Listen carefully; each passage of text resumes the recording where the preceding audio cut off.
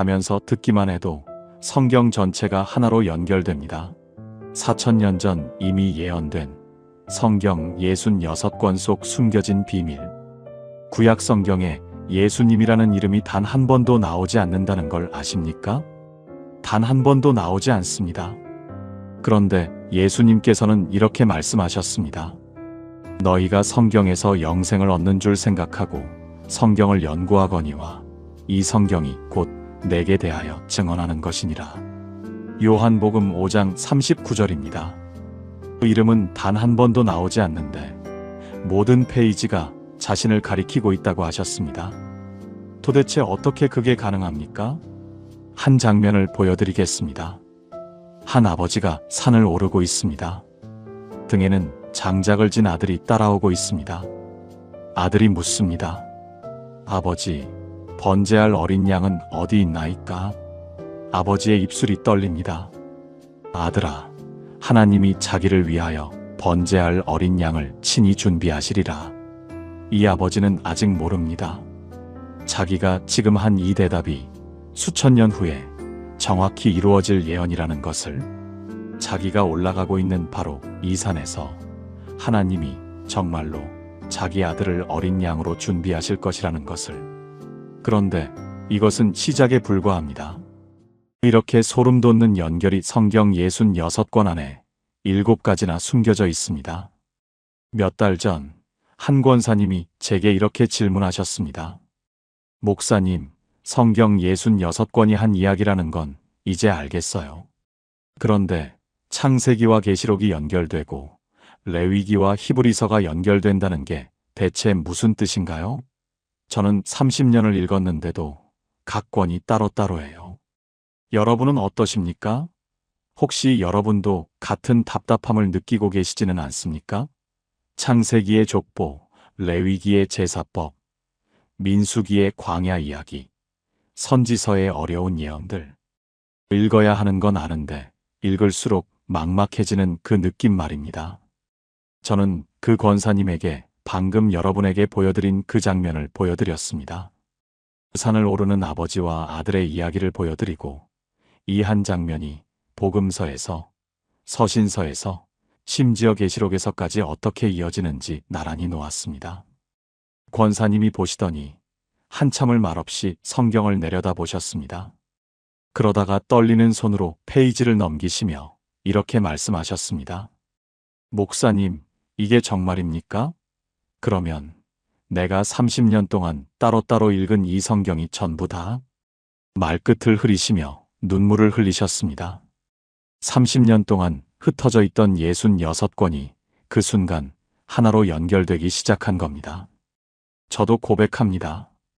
저는 이 연결들을 발견했을 때 성경을 다시 펼치게 됐습니다. 멈출 수가 없었습니다. 구약의 한 장면이 복음서에서 성취되고 그것이 서신서에서 설명되고 계시록에서 완성되는 겁니다.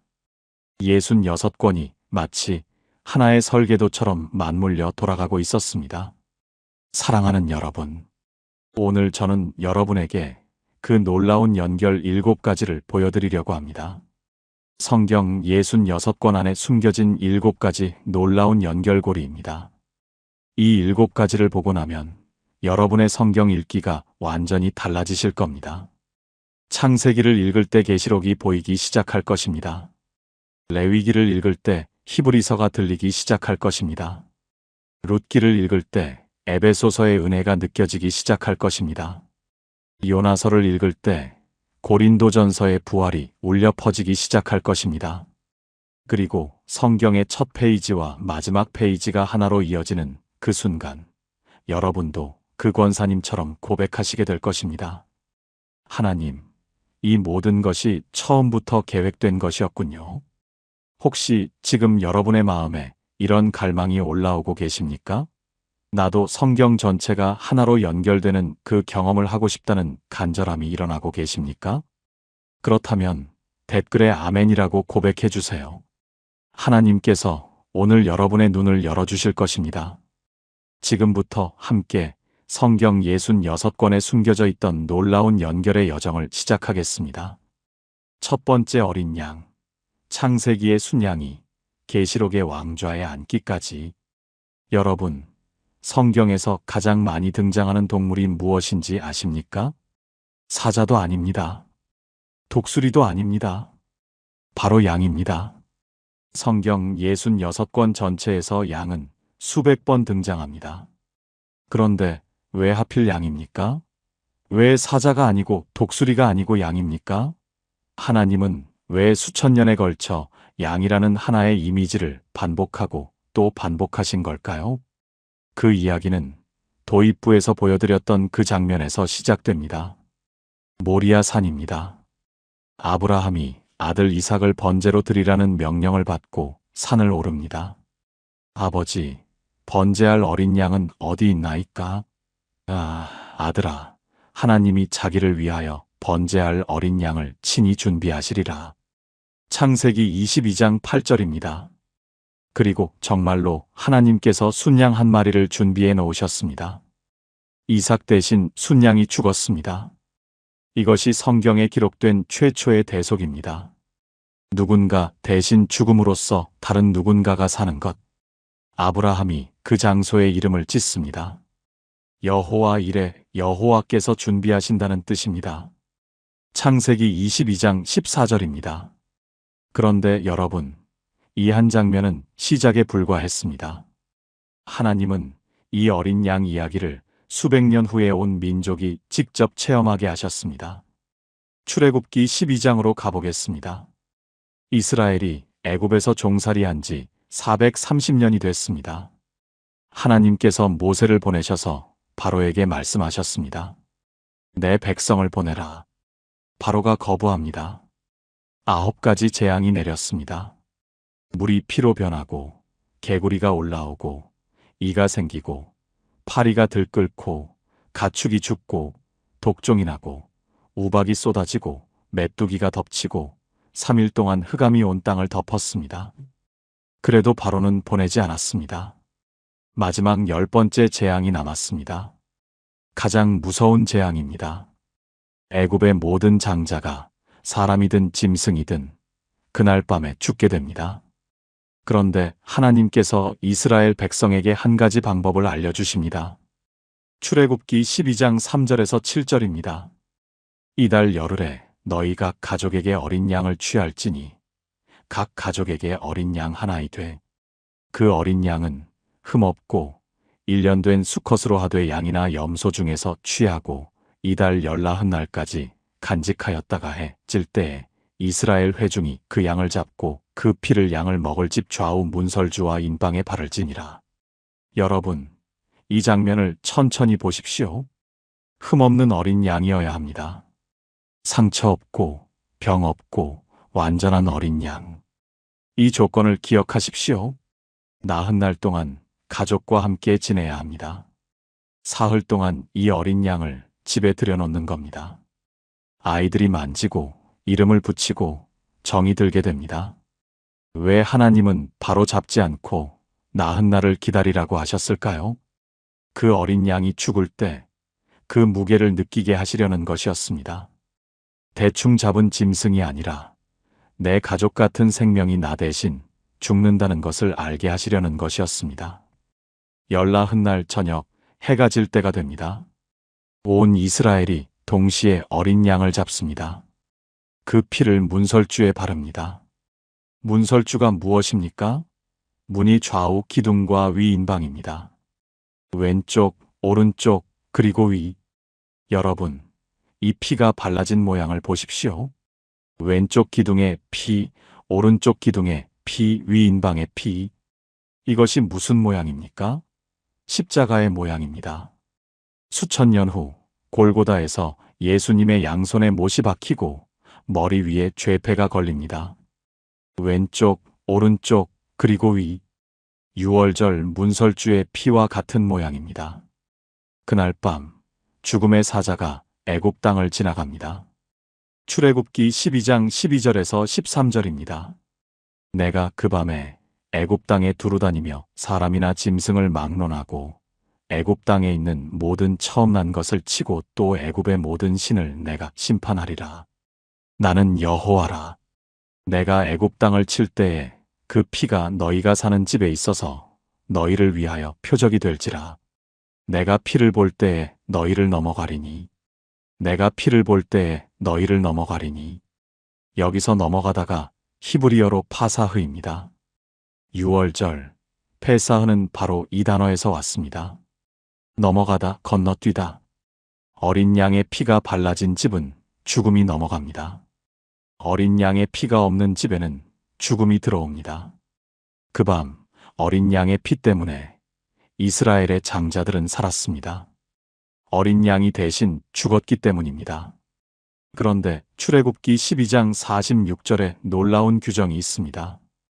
한 집에서 먹되 그 고기를 조금이라도 집 밖으로 내지 말고 뼈도 꺾지 말지며. 뼈도 꺾지 말라. 이 작은 규정을 기억하십시오. 수천 년 후 골고다의 십자가 아래입니다. 요한복음 19장입니다.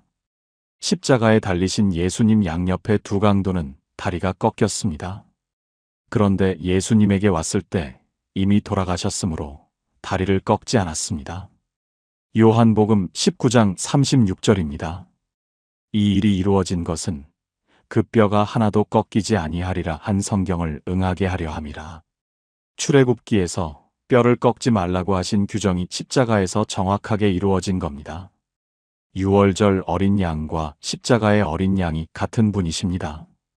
이제 이사야 53장으로 가보십시오.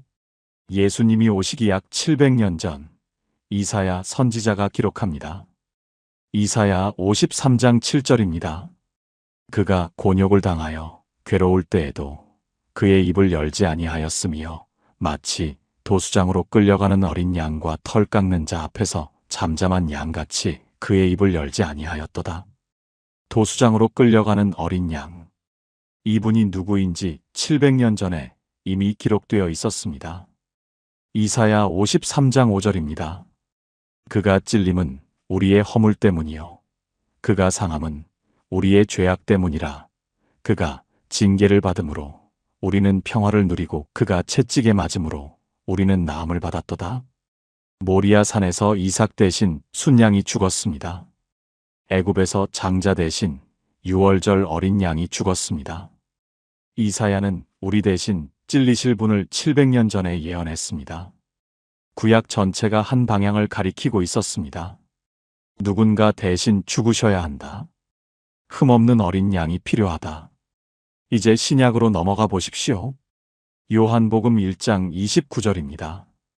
요단강입니다. 세례 요한이 사람들에게 세례를 베풀고 있었습니다. 그때 예수님이 걸어오십니다. 세례 요한이 예수님을 보자마자 외칩니다. 보라, 세상 죄를 지고 가는 하나님의 어린 양이로다. 왜 세례 요한은 예수님을 보고 어린 양이라고 했습니까? 왜 하나님의 선생님이라 하지 않았습니까? 왜 하나님의 왕이라 하지 않았습니까? 어린 양. 세례 요한은 알았던 겁니다. 아브라함이 하나님이 친히 준비하시리라 했던 그 어린 양. 유월절 밤에 문설주에 피 발라졌던 그 어린 양. 이사야가 도수장으로 끌려간다 했던 그 어린 양. 지금 눈앞에 걸어오시는 이분이 바로 그분이라는 것을. 그리고 정확하게 유월절에 예수님이 십자가에 달리셨습니다. 고린도전서 5장 7절입니다. 우리의 유월절 양 곧 그리스도께서 희생이 되셨느니라. 바울이 직접 선언합니다. 유월절 어린 양이 그리스도였다고. 출애굽기의 어린 양과 골고다의 어린 양이 같은 분이라고. 베드로전서 1장 18절에서 19절입니다. 너희가 알거니와 너희 조상들이 물려준 헛된 행실에서 대속함을 받은 것은 은이나 금같이 없어질 것으로 된 것이 아니요 오직 흠없고 점없는 어린 양 같은 그리스도의 보배로운 피로 된 것이니라. 흠없고 점없는 어린 양. 출애굽기 12장에서 흠없는 어린 양을 요구하셨던 그 조건. 그 조건을 완벽하게 충족하신 분이 예수 그리스도였습니다. 히브리서 9장 12절입니다. 염소와 송아지의 피로 하지 아니하고 오직 자기의 피로 영원한 속죄를 이루사 단번에 성소에 들어가셨느니라. 구약에서는 매년 반복해야 했습니다. 유월절마다 속죄일마다 어린 양을 잡아야 했습니다. 그런데 예수님은 단 한 번 자기 자신을 들이심으로 영원한 속죄를 이루셨습니다. 더 이상 어린 양을 잡을 필요가 없어진 것입니다. 그리고 이제 성경의 마지막 책 요한계시록으로 가보십시오. 요한계시록 5장입니다. 사도 요한이 하늘의 환상을 봅니다. 보좌 위에 두루마리가 있는데 7인으로 봉해져 있습니다. 아무도 이 두루마리를 열 수 없습니다. 요한이 울기 시작합니다. 그때 장로 중 하나가 말합니다. 요한계시록 5장 5절입니다. 유다 지파의 사자 다윗의 뿌리가 이겼으니 그 두루마리와 그 7인을 떼시리라. 유다의 사자가 이겼다고 합니다. 사자입니다. 강하고 위험 있는 사자. 그런데 요한이 고개를 들어봤을 때 거기 서 계신 분은 사자가 아니었습니다. 요한계시록 5장 6절입니다. 내가 또 보니 보좌와 네 생물과 장로들 사이에 어린 양이 서 있는데 일찍이 죽임을 당한 것 같더라. 사자라고 했는데 어린 양이 서 계십니다. 일찍이 죽임을 당한 것 같은 어린 양. 여러분, 이 장면이 보이십니까? 온 우주의 중심에 왕좌 한가운데 서 계신 분이 사자의 모습이 아니라 어린 양의 모습입니다. 한때 죽임을 당하셨지만 다시 살아계신 어린 양. 그 어린 양이 두루마리를 취하시는 순간 천상에서 찬양이 터져나옵니다. 요한계시록 5장 9절에서 10절입니다. 그들이 새 노래를 노래하여 이르되 두루마리를 가지시고 그 인봉을 떼기에 합당하시도다. 일찍이 죽임을 당하사 각 족속과 방언과 백성과 나라 가운데에서 사람들을 피로 사서 하나님께 드리시고 그들로 우리 하나님 앞에서 나라와 제사장들을 삼으셨으니 그들이 땅에서 왕 노릇하리로다 하더라. 피로 사서 하나님께 드리시고 모리아 산의 순양의 피, 유월절 문설주에 발라진 어린 양의 피, 이사야가 예언한 우리 대신 찔리신 분의 피, 골고다에서 흘리신 예수님의 피, 그 모든 피가 가리키던 한 분의 피로 모든 민족을 사신 겁니다. 요한계시록 5장 12절입니다. 큰 음성으로 이르되 죽임을 당하신 어린 양은 능력과 부와 지혜와 힘과 존귀와 영광과 찬송을 받으시기에 합당하도다 하더라. 천사들이 네 생물이 24장로가 온 피조물이 한 음성으로 외칩니다. 어린 양이 합당하도다. 보이십니까? 창세기에서 산 위에 묶여있던 순양이 계시록에서는 왕좌 한가운데 서 계십니다. 출애굽기에서 문설주의 피를 흘렸던 어린 양이 계시록에서는 만왕의 왕이 되셨습니다. 이사야에서 도수장으로 끌려가셨던 분이 계시록에서는 찬양을 받고 계십니다. 창세기의 순양과 계시록의 어린 양이 같은 분이십니다. 출애굽기의 유월절 양과 고린도전서의 우리의 유월절 양이 같은 분이십니다. 바로 예수 그리스도이십니다. 이것이 성경 66권을 관통하는 첫 번째 연결고리입니다. 창세기에서 시작된 어린 양이 출애굽기를 거치고 레위기의 제사법 안에 숨어 있고 이사야의 예언 속에 나타나고 요한복음에서 세례 요한의 입으로 선포되고 고린도전서에서 바울이 확증하고 베드로전서에서 흠없는 어린 양으로 고백되고 히브리서에서 단번에 영원한 속죄로 완성되고 계시록에서 왕좌에 앉으셨습니다. 수천 년에 걸쳐 10권이 넘는 성경이 하나의 어린 양을 가리키고 있었습니다. 사랑하는 여러분, 혹시 여러분도 누군가 대신 짊어져 주기를 바라는 짐이 있으십니까? 도저히 혼자서는 감당할 수 없는 죄의 무게, 삶의 무게가 있으십니까? 하나님이 친히 준비하시리라. 아브라함의 그 고백 그대로 하나님이 여러분을 위한 어린 양을 이미 준비하셨습니다. 유월절 밤에 문설주의 피로 장자를 살리셨던 그 하나님이 십자가의 피로 여러분을 살리셨습니다. 그 어린 양이 바로 예수 그리스도이십니다. 지금 이 시간 여러분의 마음의 문설주에 그 피를 바르십시오. 죽음이 넘어갈 것입니다. 두려움이 넘어갈 것입니다. 절망이 넘어갈 것입니다. 어린 양의 피가 여러분을 지키실 것입니다. 함께 기도하시겠습니까? 사랑하는 하나님 아버지, 아브라함에게 순양을 준비하셨듯이 6월절 밤에 어린 양의 피로 장자를 살리셨듯이 저에게도 어린 양을 보내주심을 감사합니다. 제가 감당할 수 없는 죄의 무게를 예수님께서 대신 지셨음을 고백합니다. 흠없고 점없는 어린 양이 되셔서 단번에 영원한 속죄를 이루신 주님을 찬양합니다. 저의 마음의 문설주에 그 보배로운 피를 발라주시옵소서. 두려움이 넘어가고 절망이 넘어가고 죽음이 넘어가게 하옵소서. 창세기에서 시작하여 계시록까지 한결같이 저를 사랑하시는 하나님 앞에 무릎 꿇습니다. 죽임당하신 어린 양, 다시 살아계신 어린 양, 왕좌에 앉으신 어린 양. 그 어린 양이 합당하시다고 저도 고백합니다. 예수님의 이름으로 기도합니다. 아멘. 이것이 성경 66권을 관통하는 첫 번째 연결고리, 어린 양의 이야기였습니다. 첫 번째 연결에서는 하나의 이미지가 수천 년을 관통했습니다. 그런데 두 번째 연결에서는 더 놀라운 것이 나옵니다. 예수님께서 직접 자기 자신을 구약의 한 장면에 연결하셨습니다. 그것이 바로 나다라고 말씀하신 겁니다. 두 번째 들려야 사는 것, 광야의 노뱀에서 십자가의 능력까지.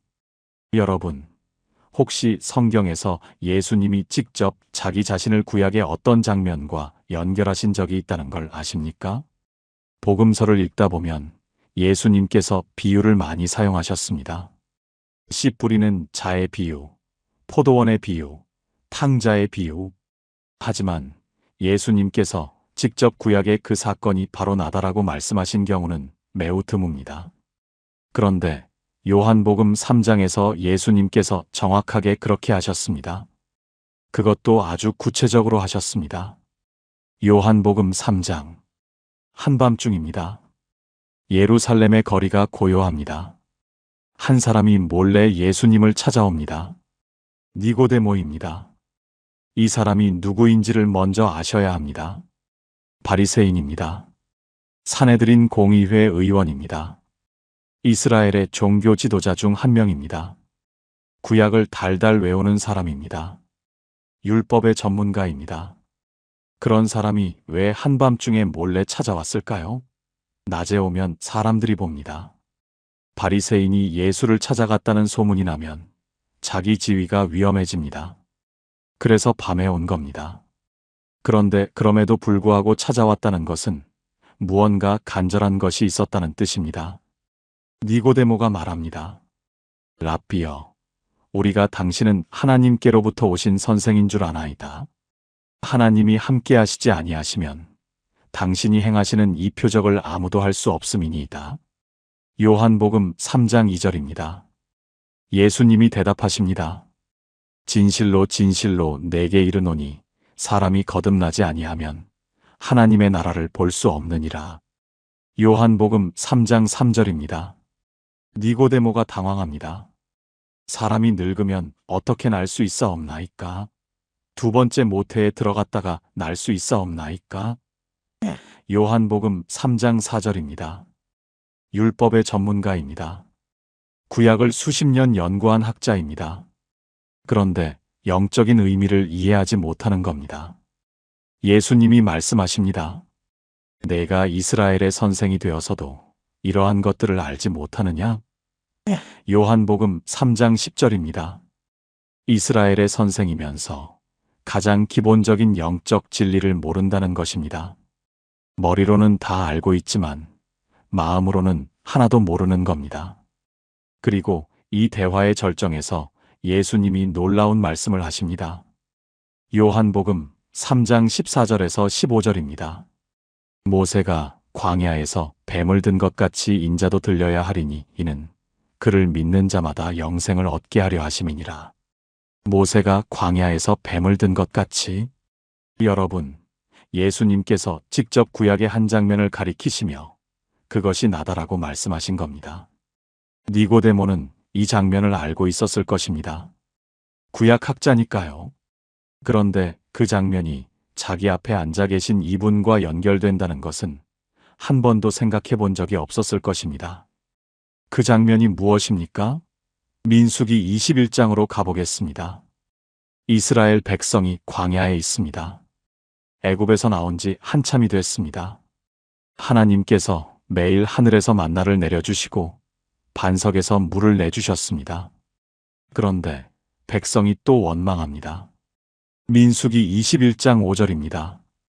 백성이 하나님과 모세를 향하여 원망하되 어찌하여 우리를 애굽에서 인도하여 올려서 이 광야에서 죽게 하는가.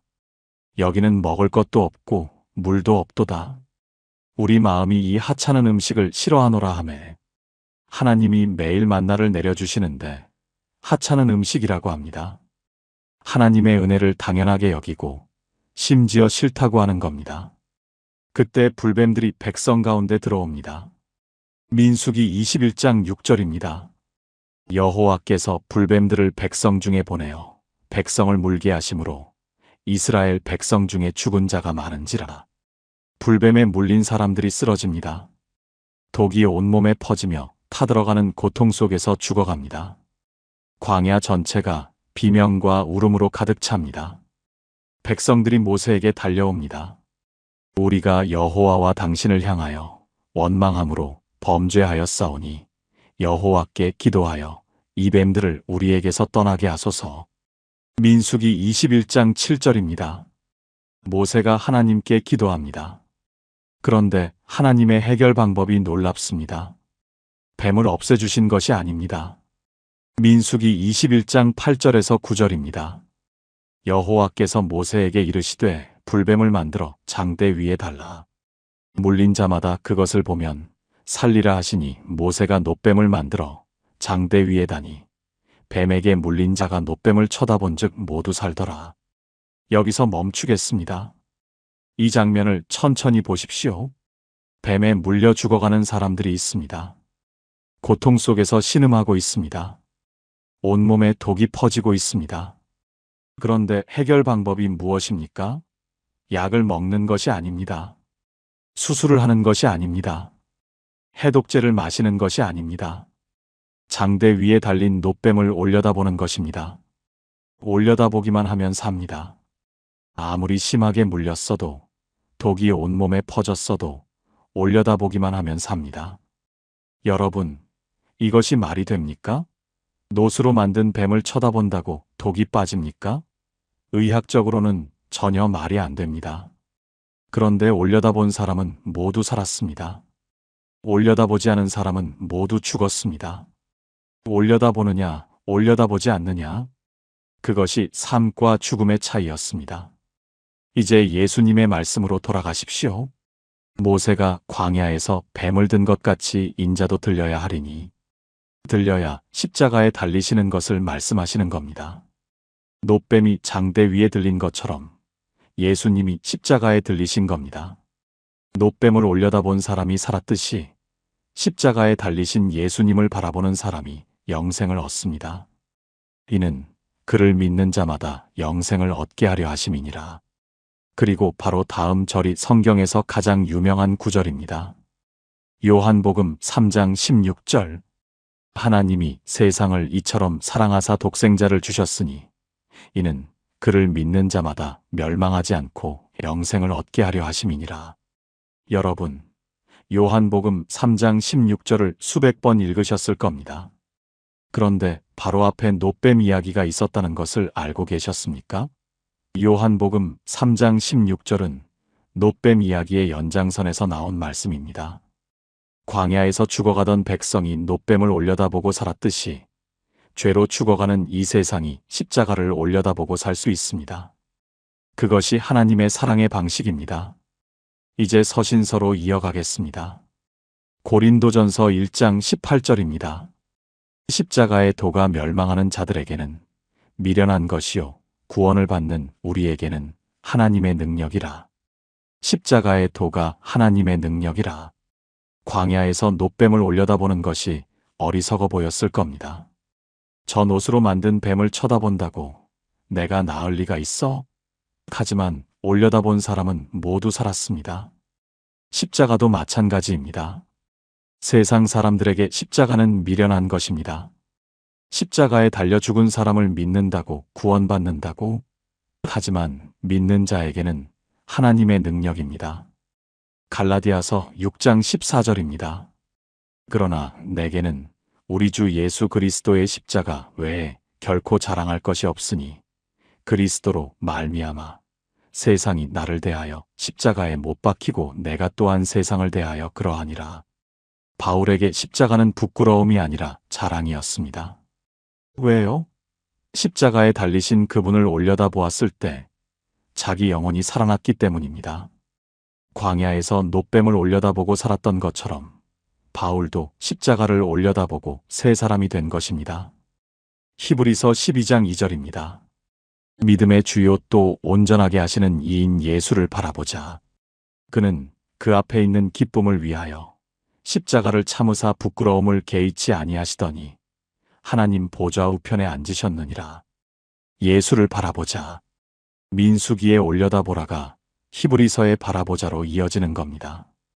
같은 동사, 같은 행동, 같은 결과입니다. 올려다보면 삽니다. 바라보면 삽니다. 그리고 이사야 45장 22절을 보십시오. 땅 끝의 모든 백성아 나를 앙망하라. 그리하면 구원을 얻으리라. 구약의 선지자도 같은 것을 외쳤습니다. 나를 바라보라. 그리하면 구원을 얻으리라. 구약에서도 신약에서도 하나님의 메시지는 같았습니다. 올려다보라. 바라보라. 그리하면 살리라. 그리고 계시록에서 이 바라봄이 최종적으로 완성됩니다. 요한계시록 1장 7절입니다. 볼지어다 그가 구름을 타고 오시리라. 각인의 눈이 그를 보리라. 그를 찌른 자들도 보겠고 땅에 있는 모든 족속이 그로 말미암아 애곡하리니 그러하리라. 각인의 눈이 그를 보리라. 광야에서 놋뱀을 올려다본 것은 이스라엘 백성뿐이었습니다. 십자가를 올려다본 것은 그 시대 사람들이었습니다. 그런데 마지막 날에는 각인의 눈이 그분을 보게 됩니다. 모든 사람이, 모든 민족이 그분을 보게 됩니다. 올려다봄의 완성입니다. 정리하겠습니다. 민수기에서 놋뱀이 장대 위에 들렸습니다. 이사야에서 나를 바라보라. 구원을 얻으리라 하셨습니다. 요한복음에서 예수님이 나도 들려야 한다고 직접 말씀하셨습니다. 고린도전서에서 바울이 십자가가 하나님의 능력이라고 선포했습니다. 갈라디아서에서 바울이 십자가 외에 자랑할 것이 없다고 고백했습니다. 히브리서에서 예수를 바라보자라고 권면했습니다. 계시록에서 각인의 눈이 그를 보리라 하셨습니다. 올려다보기만 하면 삽니다. 이것이 복음의 단순함입니다. 우리가 무엇을 행해서 사는 것이 아닙니다. 우리가 무엇을 이루어서 사는 것이 아닙니다. 들려진 분을 올려다보기만 하면 됩니다. 사랑하는 여러분, 혹시 지금 여러분의 영혼이 독에 물린 것처럼 아프십니까? 죄의 독이, 세상의 독이, 상처의 독이 여러분을 죽이고 있습니까? 아무리 애써도 노력해도 나아지지 않는 것 같습니까? 해결책은 단순합니다. 더 노력하는 것이 아닙니다. 더 열심히 사는 것이 아닙니다. 십자가를 올려다보는 것입니다. 그 십자가에 달리신 분을 바라보는 것입니다. 니고데모는 그날 밤 예수님의 이 말씀을 듣고 돌아갔습니다. 성경은 그 뒤로 니고데모를 2번 더 기록합니다. 요한복음 7장에서 니고데모가 공의회에서 예수님을 변호합니다. 요한복음 19장에서 니고데모가 예수님의 장래에 모략과 침향을 가져옵니다. 한밤중에 몰래 찾아왔던 사람이 마지막에는 공개적으로 예수님 곁에 선 겁니다. 니고데모도 결국 올려다본 사람이 된 것입니다. 놋뱀을 올려다본 사람이 모두 살았듯이 십자가를 올려다보는 여러분도 반드시 살게 될 것입니다. 함께 기도하시겠습니까? 전능하신 하나님 아버지, 광야에서 놋뱀을 올려다보기만 해도 살게 하셨던 그 은혜를 감사합니다. 저도 지금 제 안의 모든 독과 아픔과 상처를 내려놓고 십자가를 올려다봅니다. 제 노력이 아니라 주님의 은혜로 사는 것임을 고백합니다. 니고데모처럼 머리로만 알았던 것을 마음으로 알게 하여 주옵소서. 각인의 눈이 주를 보리라 하셨사오니 저의 눈도 열어주시옵소서. 십자가의 도가 제 삶에 하나님의 능력이 되게 하옵소서. 예수님의 이름으로 기도합니다. 아멘. 첫 번째 연결에서는 하나의 이미지가 성경 전체를 관통했습니다. 두 번째 연결에서는 예수님이 직접 그것이 나다라고 선언하셨습니다. 그런데 세 번째 연결에서는 더 놀라운 것이 나옵니다. 예수님이 또다시 구약의 한 사건을 가리키셨는데 이번에는 숫자가 정확히 일치합니다. 이 세대가 표적을 구하는데 오직 한 가지 표적밖에 보일 것이 없다. 그 표적이 무엇인지 세 번째 연결고리에서 함께 확인하시겠습니다. 세 번째, 3일의 비밀, 요나의 물고기 뱃속에서 부활의 아침까지. 여러분, 혹시 성경에서 예수님이 나를 증명할 유일한 표적이라고 말씀하신 것이 무엇인지 아십니까? 바리새인들과 사두개인들이 예수님께 와서 따집니다. 당신이 정말 하나님이 보내신 분이라면 하늘에서 표적을 보여주시오. 기적을 보여달라는 겁니다. 증거를 대라는 겁니다. 예수님이 대답하십니다. 마태복음 12장 39절에서 40절입니다. 악하고 음란한 세대가 표적을 구하나 선지자 요나의 표적밖에는 보일 표적이 없느니라. 요나가 3일 3야를 큰 물고기 뱃속에 있었던 것 같이 인자도 3일 3야를 땅속에 있으리라. 요나의 표적밖에는 보일 표적이 없다. 수많은 기적을 행하신 예수님이 자기를 증명할 유일한 표적으로 단 하나만 지목하셨습니다. 물 위를 걷거나 오병이어의 기적이 아닙니다. 눈먼 자를 보게 하거나 죽은 자를 살린 것이 아닙니다. 오직 요나의 표적 3일입니다. 요나서로 가보겠습니다. 여러분, 요나서를 어린이 성경에 나오는 물고기 이야기로만 알고 계시지는 않습니까? 큰 물고기에 삼켜진 선지자. 그런데 요나서는 단순한 물고기 이야기가 아닙니다. 예수님이 직접 가리키신 부활의 예표입니다. 요나가 어떤 상황에 있었는지부터 보겠습니다. 하나님께서 요나에게 명령하십니다. 너는 일어나 저 큰 성읍 니느웨로 가서 그것을 향하여 외치라. 요나서 1장 2절입니다. 니느웨는 아수르 제국의 수도입니다. 이스라엘의 원수입니다.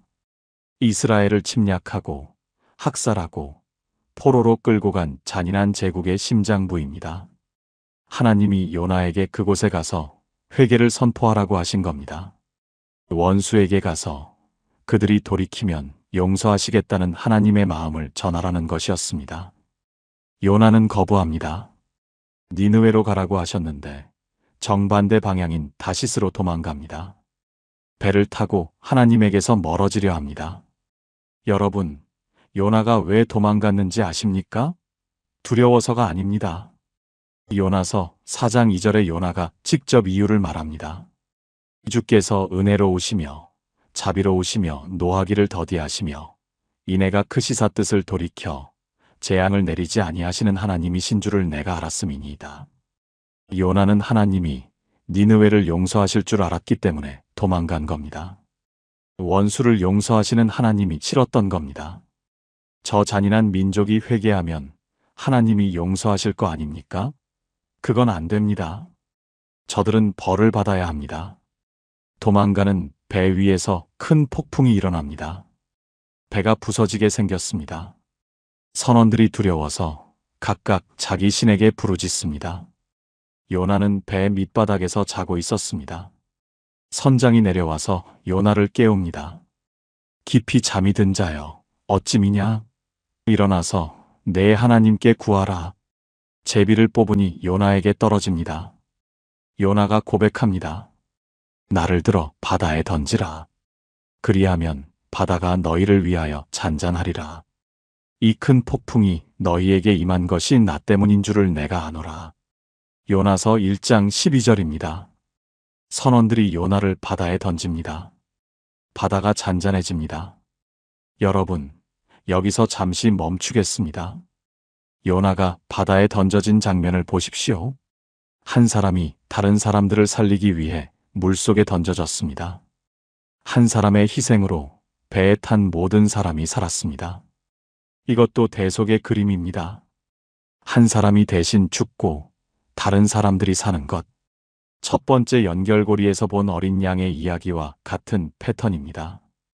요나가 바다에 빠집니다. 그런데 하나님께서 큰 물고기를 준비하셔서 요나를 삼키게 하셨습니다. 요나서 1장 17절입니다.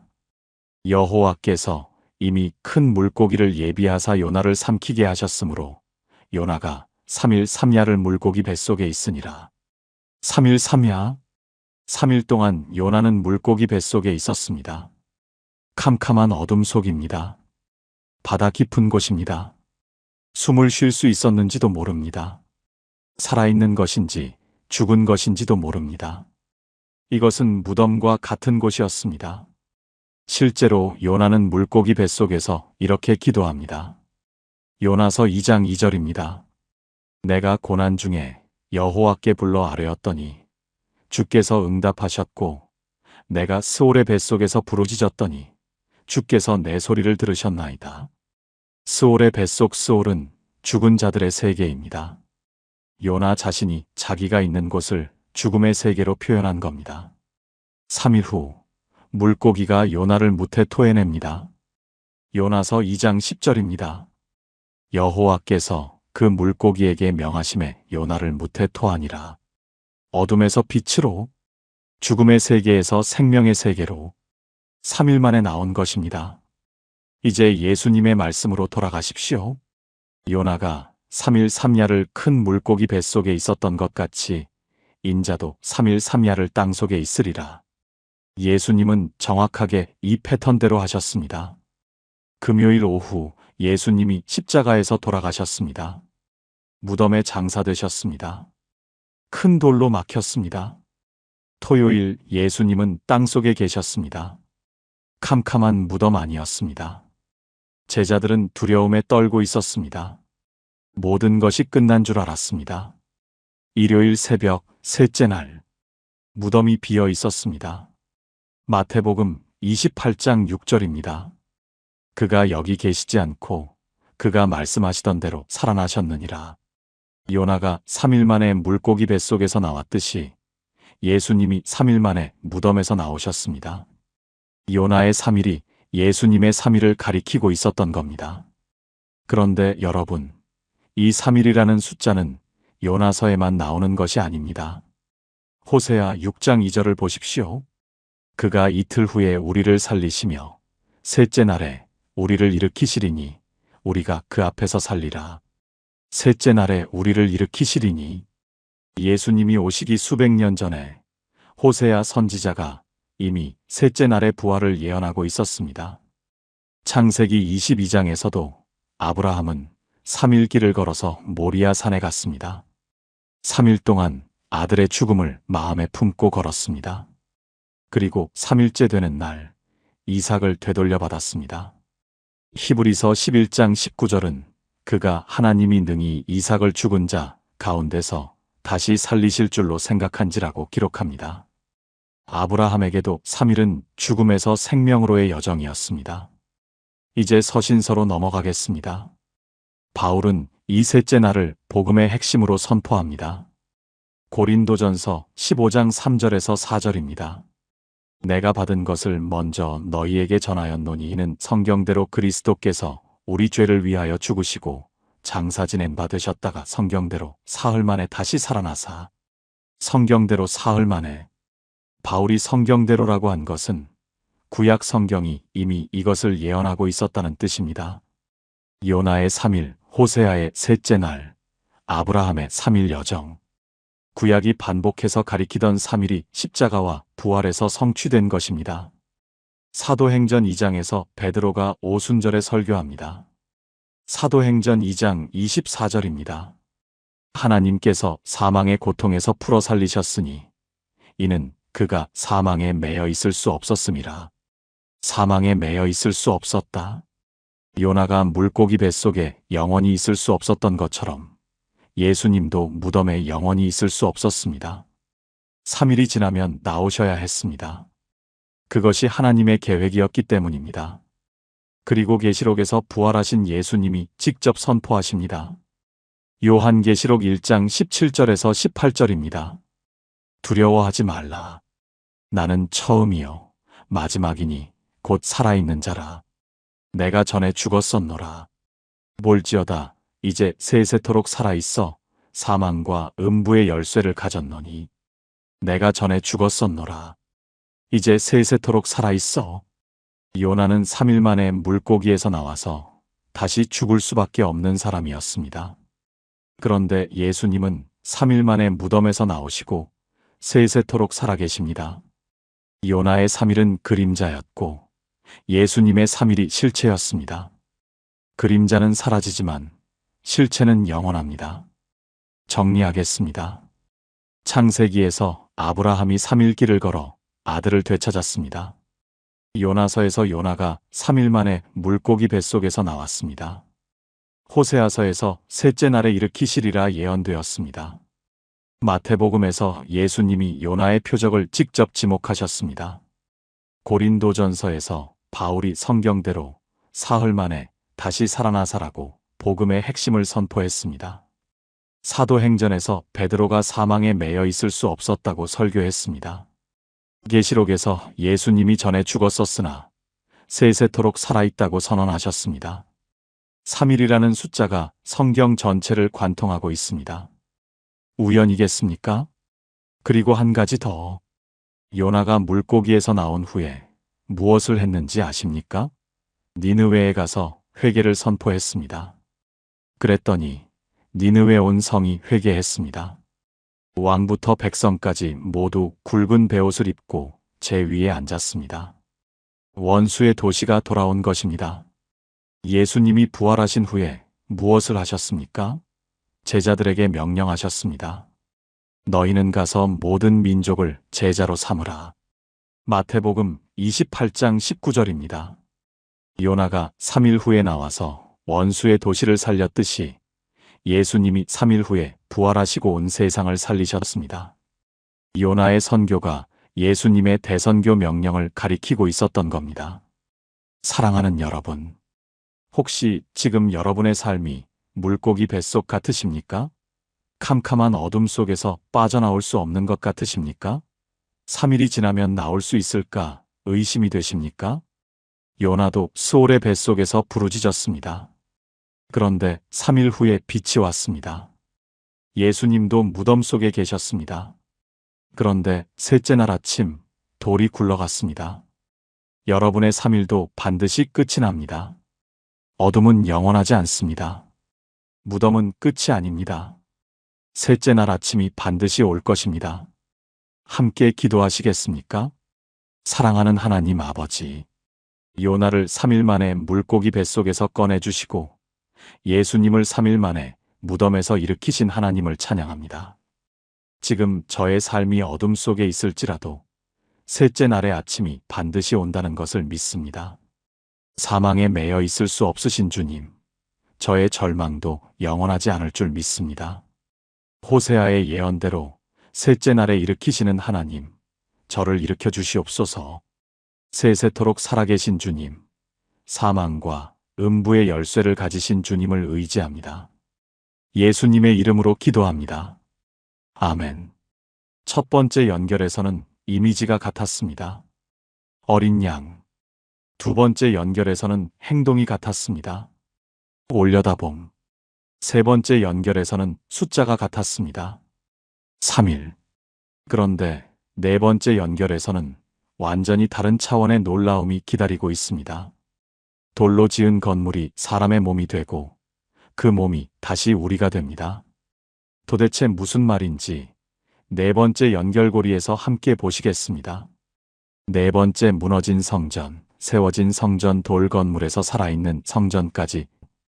여러분, 성경에서 가장 화려했던 건물이 무엇인지 아십니까? 솔로몬 성전입니다. 열왕기상 6장을 보십시오. 솔로몬이 성전을 짓는데 7년이 걸렸습니다.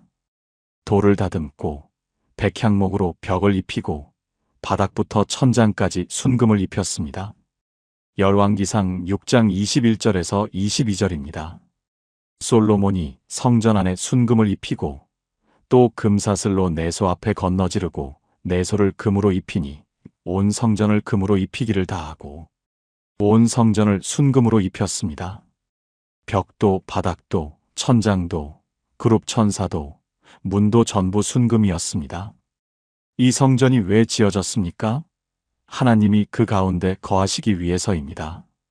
열왕기상 8장 10절에서 11절입니다.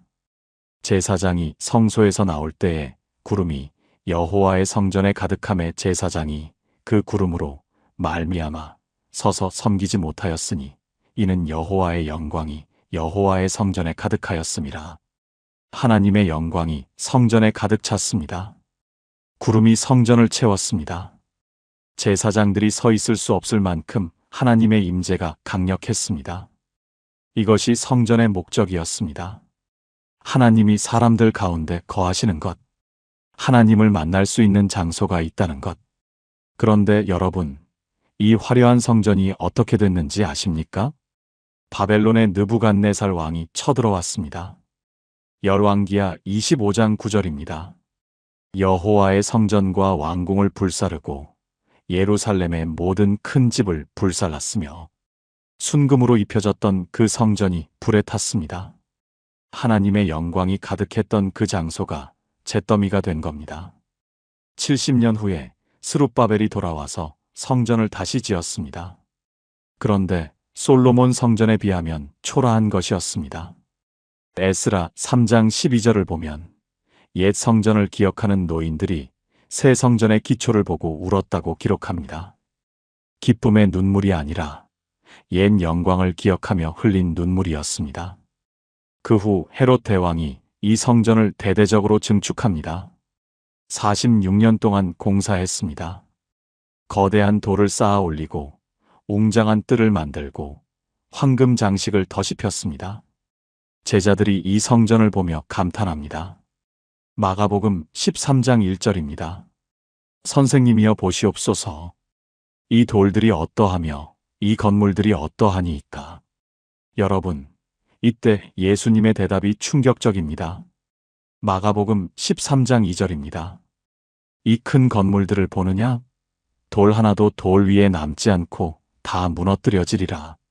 46년 동안 지은 이 웅장한 성전이 돌 하나도 남지 않고 무너질 것이라고 하신 겁니다. 그리고 서기 70년 정확하게 이루어졌습니다. 로마의 디도 장군이 예루살렘을 함락시키고 성전을 완전히 파괴했습니다. 그런데 여러분, 예수님은 돌로 된 성전이 무너질 것만 말씀하신 것이 아닙니다. 새로운 성전을 말씀하셨습니다.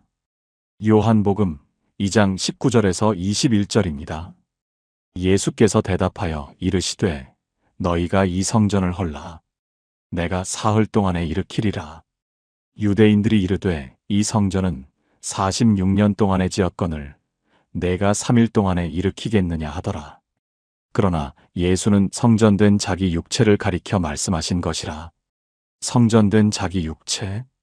여러분, 이 말씀이 들리십니까? 예수님은 돌로 지은 성전을 말씀하신 것이 아니었습니다. 자기 몸이 성전이라고 하신 겁니다. 이 성전을 헐라, 십자가에서 죽으시는 것, 사흘 동안에 일으키리라 부활하시는 것. 여기서 또 3일이 나옵니다. 세 번째 연결고리의 3일과 같은 패턴입니다. 요나의 3일이 부활을 가리켰듯이 성전의 3일 만에 세우리라도 부활을 가리킨 겁니다. 그런데 이 연결은 여기서 끝나지 않습니다. 구약에서 성전은 하나님이 거하시는 돌 건물이었습니다. 예수님이 오셔서 성전이 사람의 몸이 되었습니다. 그리고 서신서에서 이 성전이 한 단계 더 확장됩니다. 고린도전서 3장 16절입니다. 너희는 너희가 하나님의 성전인 것과 하나님의 성령이 너희 안에 계시는 것을 알지 못하느냐? 너희가 하나님의 성전이다. 여러분, 이 말씀이 들리십니까? 솔로몬이 7년 걸려 지은 그 성전, 순금으로 입힌 그 성전, 하나님의 영광이 가득 찼던 그 성전, 그 성전이 이제 너희라고 하십니다. 여러분이 성전이라는 겁니다. 고린도전서 6장 19절에서 20절입니다. 너희 몸은 너희가 하나님께로부터 받은 바 너희 가운데 계신 성령의 전인 줄을 알지 못하느냐? 너희는 너희의 것이 아니라 값으로 산 것이 되었으니 그런즉 너희 몸으로 하나님께 영광을 돌리라. 너희 몸은 성령의 전이다. 구약에서는 성전 안지성소에만 하나님이 계셨습니다. 1년에 한 번 대제사장만 들어갈 수 있었습니다. 그런데 이제 하나님이 여러분 안에 계십니다. 성령이 여러분 안에 거하십니다. 돌로 된 성전이 필요 없어진 겁니다. 건물이 필요 없어진 겁니다. 여러분 자체가 하나님이 거하시는 성전이기 때문입니다. 에베소서 2장 19절에서 22절입니다. 그러므로 이제부터 너희는 외인도 아니요 나그네도 아니요 오직 성도들과 동일한 시민이요 하나님의 권속이라. 너희는 사도들과 선지자들의 터 위에 세우심을 입은 자라. 그리스도 예수께서 친히 모퉁이돌이 되셨느니라. 그의 안에서 건물마다 서로 연결하여 주 안에서 성전이 되어가고 각 사람이 성령 안에서 하나님이 거하실 처소가 되느니라. 건물마다 서로 연결하여 성전이 되어가고 솔로몬이 돌을 하나하나 쌓아서 성전을 지었듯이 하나님은 한 사람 한 사람을 살아있는 돌로 삼아 성전을 짓고 계십니다. 그리스도가 모퉁이돌이 되시고 사도들과 선지자들이 터가 되고 그 위에 여러분이 세워지고 있는 겁니다. 베드로전서 2장 5절입니다. 너희도 산 돌같이 신령한 집으로 세워지고 예수 그리스도로 말미암아 하나님이 기쁘게 받으실 신령한 제사를 드릴 거룩한 제사장이 될지니라. 산돌, 죽은 돌이 아니라 살아있는 돌입니다. 솔로몬 성전의 돌은 움직이지 않습니다. 그런데 하나님의 새 성전의 돌은 살아있습니다. 숨 쉬고 기도하고 사랑하고 섬기는 돌입니다. 정리하겠습니다. 이 연결을 보십시오. 열왕기상에서 솔로몬이 돌로 성전을 지었습니다. 하나님의 영광이 가득 찼습니다. 열왕기하에서 바벨론이 그 성전을 불살랐습니다. 스룹바벨과 헤롯이 다시 지었지만 예수님은 돌 하나도 남지 않으리라 하셨습니다. 요한복음에서 예수님이 내 몸이 성전이라 하시고 3일 만에 세우셨습니다. 고린도전서에서 바울이 너희가 성전이라 선포했습니다. 에베소서에서 서로 연결하여 성전이 되어간다고 했습니다. 베드로전서에서 산 돌같이 세워진다고 했습니다. 돌성전, 예수님의 몸, 우리가 성전, 건물에서 사람으로, 한 분에서 모든 사람으로 성전이 점점 확장되고 있습니다. 그리고 계시록에서 이 성전의 이야기가 최종적으로 완성됩니다. 요한계시록 21장 22절입니다. 성 안에 성전을 내가 보지 못하였으니 이는 주 하나님 곧 전능하신 이와 및 어린 양이 그 성전이심이라. 새 예루살렘에는 성전이 없습니다. 왜요? 하나님 자신이 성전이시기 때문입니다. 어린 양이 성전이시기 때문입니다. 더 이상 건물이 필요 없는 것입니다. 하나님과 사람 사이에 아무 장벽이 없기 때문입니다. 솔로몬 성전에서는 지성소에 한 번 대제사장만 들어갈 수 있었습니다. 그런데 새 예루살렘에서는 모든 사람이 하나님과 직접 만납니다. 성전이 사라진 것이 아니라 온 세상이 성전이 된 것입니다. 이것이 성경 66권을 관통하는 네 번째 연결고리입니다. 사랑하는 여러분, 여러분은 돌입니까? 산돌입니까? 솔로몬 성전의 돌은 아무리 화려해도 결국 무너졌습니다. 순금을 입혀도 거대하게 쌓아도 불에 타고 허물어졌습니다. 하지만 산돌은 무너지지 않습니다. 살아있는 성전은 불에 타지 않습니다. 왜요? 그 안에 살아계신 하나님이 거하시기 때문입니다. 여러분의 몸이 성전입니다. 여러분 안에 성령이 거하십니다. 솔로몬 성전에 가득 찼던 그 하나님의 영광이 지금 여러분 안에 있습니다. 그 사실을 아시는 분이 얼마나 계십니까? 혹시 여러분 자신을 초라하게 여기고 계시지는 않습니까? 나는 아무것도 아니다. 나는 가치가 없다. 하나님이 나를 쓰시겠어? 여러분은 솔로몬 성전보다 더 귀한 성전입니다. 순금보다 더 귀한 성령이 여러분 안에 계시기 때문입니다. 함께 기도하시겠습니까? 하나님 아버지, 감사합니다. 솔로몬 성전에 영광으로 가득하셨던 주님이 지금 이 시간 저의 안에 거하심을 감사합니다. 제가 하나님의 성전인 줄을 알지 못했습니다. 스스로를 초라하게 여기고 가치 없다고 생각했습니다. 그러나 주님은 저를 산 돌로 삼으시고 신령한 집으로 세우고 계십니다. 돌 성전은 무너져도 주님 안에 세워진 성전은 무너지지 않을 줄 믿습니다. 저의 몸으로 하나님께 영광을 돌리는 삶을 살게 하옵소서. 성전 없는 새 예루살렘에서 주님과 얼굴을 맞대는 그날까지 이 산 돌의 자리를 지키겠습니다. 예수님의 이름으로 기도합니다. 아멘. 4가지 연결을 보았습니다. 어린 양의 연결, 올려다봄의 연결, 3일의 연결, 성전의 연결. 그런데 지금까지의 연결은 주로 이스라엘 안에서 이루어진 것이었습니다. 5번째 연결에서는 놀라운 반전이 기다리고 있습니다. 이스라엘 바깥의 한 이방 여인이 어떻게 하나님의 구원 이야기 한가운데 들어오게 되었는지 그 이야기가 지금부터 시작됩니다. 5번째, 이방인을 품은 구속자, 성벽의 여인에서 메시아의 족보까지. 여러분, 예수님의 족보에 이방인 여성이 들어가 있다는 것을 아십니까? 마태복음 1장, 예수 그리스도의 계보입니다. 유대인들에게 족보는 혈통의 순수성을 증명하는 것이었습니다. 특히 메시아의 족보라면 더더욱 깨끗해야 합니다. 그런데 마태복음 1장에 이방인 여성의 이름이 올라가 있습니다. 그것도 한 명이 아니라 여러 명입니다. 그 중에서 가장 놀라운 이름이 있습니다. 마태복음 1장 5절입니다. 살몬은 라합에게서 보아스를 낳고. 라합, 이 여인이 누구인지 아십니까? 여호수아 2장으로 가보겠습니다.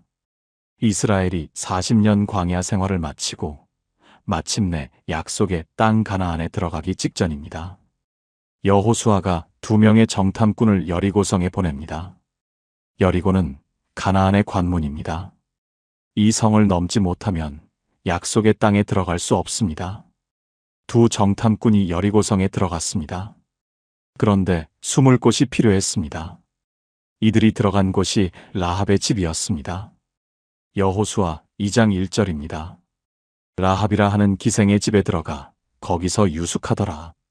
여러분, 라합은 기생이었습니다.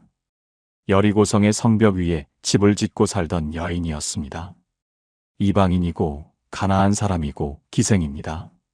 이스라엘의 기준으로 보면 가장 멀리 있는 사람입니다. 하나님의 백성과는 아무 상관이 없는 사람입니다. 여리고 왕이 정탐꾼이 들어왔다는 소식을 듣고 라합에게 사람을 보냅니다. 내게 들어온 자들을 내보내라. 라합이 정탐꾼을 지붕 위 3대 무더기 속에 숨겨줍니다. 그리고 왕의 사람들에게 거짓말을 합니다. 그 사람들이 나갔습니다. 어디로 갔는지 모릅니다. 빨리 쫓아가면 따라잡을 수 있을 것입니다. 왕의 사람들이 떠납니다. 그날 밤 라합이 지붕으로 올라가 정탐꾼에게 말합니다. 여호수아 2장 9절에서 11절입니다.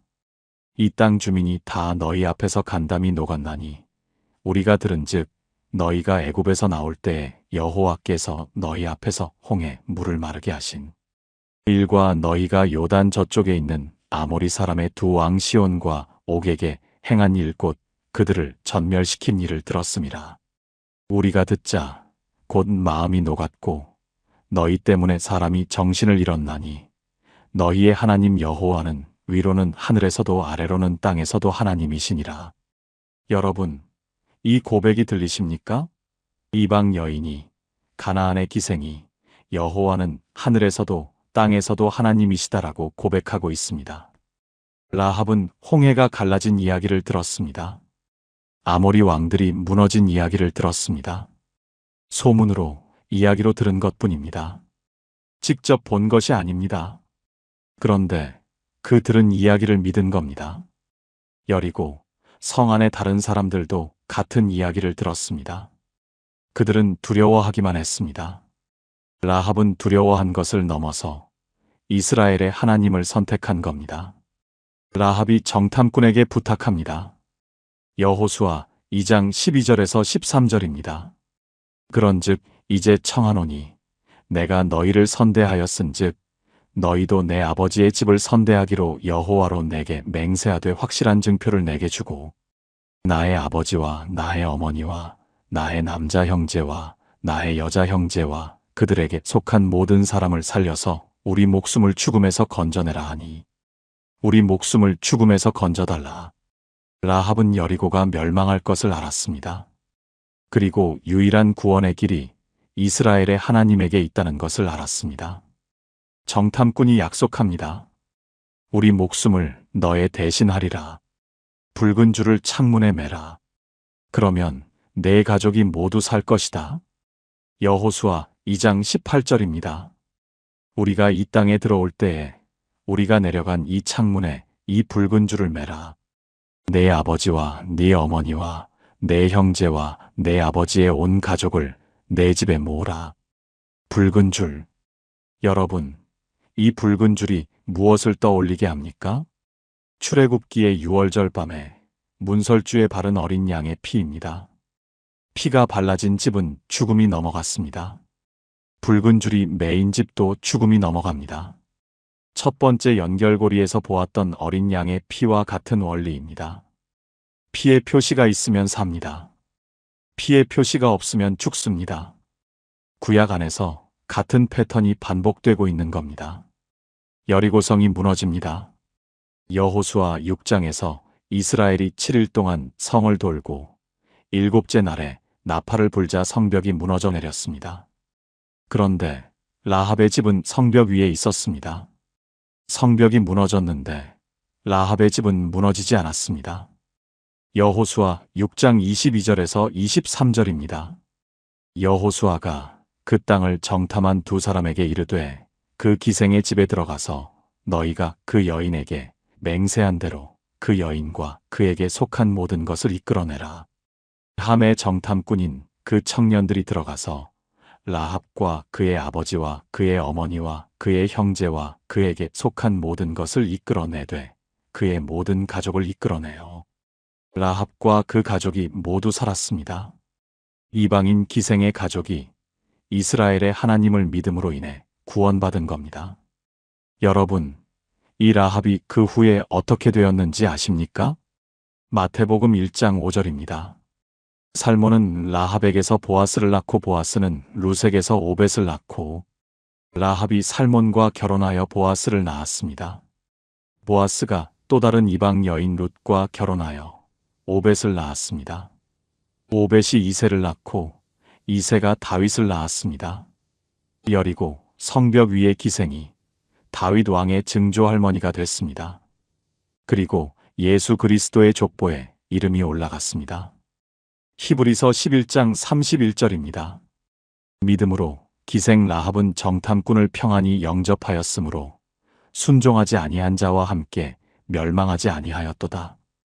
히브리서의 믿음의 명예의 전당에 라합의 이름이 올라 있습니다. 아브라함과 모세와 다윗과 같은 줄에 기생 라합이 서 있는 겁니다. 야고보서 2장 25절에서도 라합을 언급합니다. 또 이와 같이 기생 라합이 사자를 접대하여 다른 길로 나가게 할 때에 행함으로 의롭다 하심을 받은 것이 아니냐? 구약에서 이방인 기생이 구원받았습니다. 메시아의 족보에 들어갔습니다. 이것이 왜 놀라운지 아십니까? 구약의 율법은 이방인을 철저히 구별했습니다. 모압 사람은 10대까지라도 여호와의 회중에 들어오지 못할지니라고 규정했습니다. 신명기 23장 3절 가나안 사람은 반드시 진멸할지니라고 명령했습니다. 그런데 하나님은 율법의 벽 너머에 있는 사람도 품으셨습니다. 라합이 가나안 여인이고 기생이었음에도 그 믿음 때문에 구원받았습니다. 룻이 모압 여인이었음에도 그 충성 때문에 족보에 들어갔습니다. 이것은 구약 안에 이미 숨겨져 있던 이방인도 품으시는 하나님의 계획이었습니다. 이사야 49장 6절을 보십시오. 내가 또 너를 이방의 빛으로 삼아 나의 구원을 베풀어서 땅끝까지 이르게 하리라. 구약의 선지자가 이미 예언했습니다. 이스라엘만을 위한 하나님이 아니라 땅끝까지 구원을 베푸시는 하나님. 이제 신약으로 넘어가 보십시오. 예수님은 공생애 동안 이방인을 만나셨습니다. 사마리아 여인과 대화하셨습니다. 요한복음 4장 수로보니게 여인의 딸을 고쳐주셨습니다. 마가복음 7장 로마 백부장의 믿음을 칭찬하셨습니다. 마태복음 8장 예수님이 로마 백부장에게 말씀하십니다. 마태복음 8장 10절에서 11절입니다. 내가 진실로 너희에게 이르노니 이스라엘 중 아무에게서도 이만한 믿음을 보지 못하였노라. 또 너희에게 이르노니 동서로부터 많은 사람이 이르러 아브라함과 이삭과 야곱과 함께 천국에 앉으려니와 동서로부터 많은 사람이 천국에 앉으리라. 이방인들이 아브라함과 함께 앉을 것이라고 하신 겁니다. 라합이 이미 그 첫 번째 증거였습니다. 에베소서 2장 13절에서 14절입니다. 이제는 전에 멀리 있던 너희가 그리스도 예수 안에서 그리스도의 피로 가까워졌느니라. 그는 우리의 화평이신지라 둘로 하나를 만드사 원수된 것 곧 중간에 막힌 담을 자기 육체로 허시고 중간에 막힌 담을 허시고 유대인과 이방인 사이의 벽을 허신 겁니다. 이스라엘과 나머지 민족 사이의 장벽을 그리스도의 십자가가 무너뜨린 겁니다. 에베소서 3장 6절입니다. 이는 이방인들이 복음으로 말미암아 그리스도 예수 안에서 함께 후사가 되고 함께 지체가 되고 함께 약속에 참여하는 자가 됨이라. 함께 후사가 되고 함께 지체가 되고. 라합이 성벽 위에서 붉은 줄을 매달았을 때 이것은 한 여인의 구원이 아니었습니다. 이것은 수천 년 후에 모든 이방인이 하나님의 가족이 되는 것의 첫 번째 장면이었습니다. 요한계시록 5장 9절을 다시 보십시오. 각 족속과 방언과 백성과 나라 가운데에서 사람들을 피로 사서 하나님께 드리시고 각 족속과 방언과 백성과 나라 여리고성의 가나안 기생도 모압 들판의 이방 며느리도 로마의 백부장도 수로보니게의 어머니도 모든 민족, 모든 언어, 모든 나라에서 온 사람들이 한 어린 양의 피로 구속받아 하나님 앞에 섭니다. 이것이 성경 66권을 관통하는 다섯 번째 연결고리입니다. 하나님은 처음부터 이방인을 품으실 계획이셨습니다. 라합의 붉은 줄 안에 이미 그 계획이 숨겨져 있었습니다. 제가 아는 한 집사님이 계십니다. 이분이 처음 교회에 오셨을 때 저 같은 사람이 하나님의 자녀가 될 수 있습니까? 라고 물으셨습니다. 과거가 너무 부끄러워서 교회 문턱이 높게만 느껴지셨다고 합니다. 자격이 없다고 생각하셨습니다. 저는 이분에게 라합의 이야기를 들려드렸습니다. 여리고성의 기생이 예수님의 족보에 올라갔다는 것을, 가장 먼 곳에 있던 사람이 가장 가까운 곳에 이름이 적혔다는 것을, 이분이 그날 처음으로 교회에서 눈물을 흘리셨습니다. 목사님, 라합이 되는 줄은 몰랐습니다. 여러분, 혹시 여러분도 나 같은 사람이라고 생각하고 계십니까? 과거가 너무 부끄러우십니까? 자격이 없다고 느끼십니까? 라합은 기생이었습니다. 그런데 메시아의 족보에 이름이 올라갔습니다. 중요한 것은 과거가 아닙니다. 중요한 것은 누구를 선택했느냐입니다. 라합은 여리고의 신들을 버리고 이스라엘의 하나님을 선택했습니다. 그 선택 하나가 기생의 이름을 메시아의 족보에 올려놓았습니다. 창문에 붉은 줄을 매십시오. 그 피의 표시가 여러분을 지킬 것입니다. 과거가 어떻든, 출신이 어떻든, 하나님의 구원 이야기 안에 여러분의 자리가 있습니다. 함께 기도하시겠습니까? 사랑의 하나님 아버지, 여리고 성벽 위에 기생 라합마저 품으시고 메시아의 족보에 올려놓으신 주님의 크신 은혜를 감사합니다. 나 같은 사람이라고 움츠러들었던 저의 마음을 열어주시옵소서. 중간에 막힌 담을 그리스도의 피로 허셨사오니 저도 이제 담대히 나아갑니다. 각 족속과 방언과 백성과 나라에서 모인 그 자리에 저의 이름도 있을 줄 믿습니다. 라합의 붉은 줄처럼 저에게도 피의 증표를 허락하여 주옵소서. 저 같은 사람이를 저도 하나님의 자녀입니다로 바꾸어 주옵소서. 예수님의 이름으로 기도합니다. 아멘. 지금 기다림의 시간을 보내고 계신 분, 혹은 나 같은 사람이 될 수 있을까 고민하고 계신 분은 댓글에 주님, 저의 눈을 열어주소서라고 고백해 주십시오. 여러분의 그 고백이 기도가 됩니다. 5가지 연결을 보았습니다. 어린 양의 연결, 올려다봄의 연결, 3일의 연결, 성전의 연결, 이방인을 품으시는 연결. 6번째 연결에서는 이 모든 연결의 기초가 되는 것이 나옵니다. 피입니다. 구약의 피가 왜 거기에 있었는지, 그 피가 어떻게 계시록의 흰옷이 되는지 가장 깊은 이야기가 시작됩니다. 6번째 피의 언약, 레위기의 피가 십자가를 거쳐 계시록의 흰옷이 되기까지. 여러분, 레위기를 좋아하십니까? 솔직히 여쭤보겠습니다. 성경 통독하다가 레위기에서 포기하신 적 있으시지 않습니까? 피를 뿌리고, 피를 바르고, 피를 쏟고, 왜 이렇게 피 이야기가 많은지, 도대체 이게 나와 무슨 상관인지 막막하셨던 적이 있으시지요? 오늘 그 답을 드리겠습니다. 레위기의 그 피가 왜 거기 있는지, 그리고 그 피가 여러분의 삶에 지금 이 순간 어떤 의미인지를 말씀드리겠습니다. 히브리서 9장 22절입니다. 율법을 따라 거의 모든 물건이 피로써 정결하게 되나니 피 흘림이 없은즉 사함이 없느니라. 피 흘림이 없으면 용서가 없다. 이것이 성경 66권을 관통하는 6번째 연결고리입니다. 피의 언약입니다. 이 연결고리를 따라가려면 히브리어 한 단어를 알아야 합니다. 카파르입니다. 레위기에서 속죄하다로 번역되는 이 단어의 원래 뜻이 무엇인지 아십니까? 덮다입니다. 죄를 없애는 것이 아니라 피로 덮는 것입니다. 왜 덮는 것입니까? 구약의 짐승의 피는 죄를 완전히 없앨 수 없었기 때문입니다. 임시로 덮어두는 것이었습니다. 그래서 해마다 매일같이 반복해야 했던 겁니다. 이 카파르가 가장 극적으로 수행된 날이 대속죄일이었습니다. 레위기 16장입니다. 히브리어로 욤 키푸르입니다. 욤은 날, 키푸르는 카파르에서 나온 단어입니다. 덮는 날이라는 뜻입니다. 1년에 한 번 대속죄일에만 대제사장이 지성소에 들어갈 수 있었습니다. 이스라엘 전체에서 오직 한 사람만, 오직 이날만. 레위기 16장 14절입니다. 수송아지의 피를 가지고 손가락으로 속죄소 동쪽에 뿌리고 또 손가락으로 그 피를 속죄소 앞에 7번 뿌릴 것이며 피를 7번 뿌립니다. 이것이 이스라엘 백성 전체의 죄를 1년간 덮어두는 의식이었습니다. 그런데 여기서 속죄소라는 단어를 주목하십시오.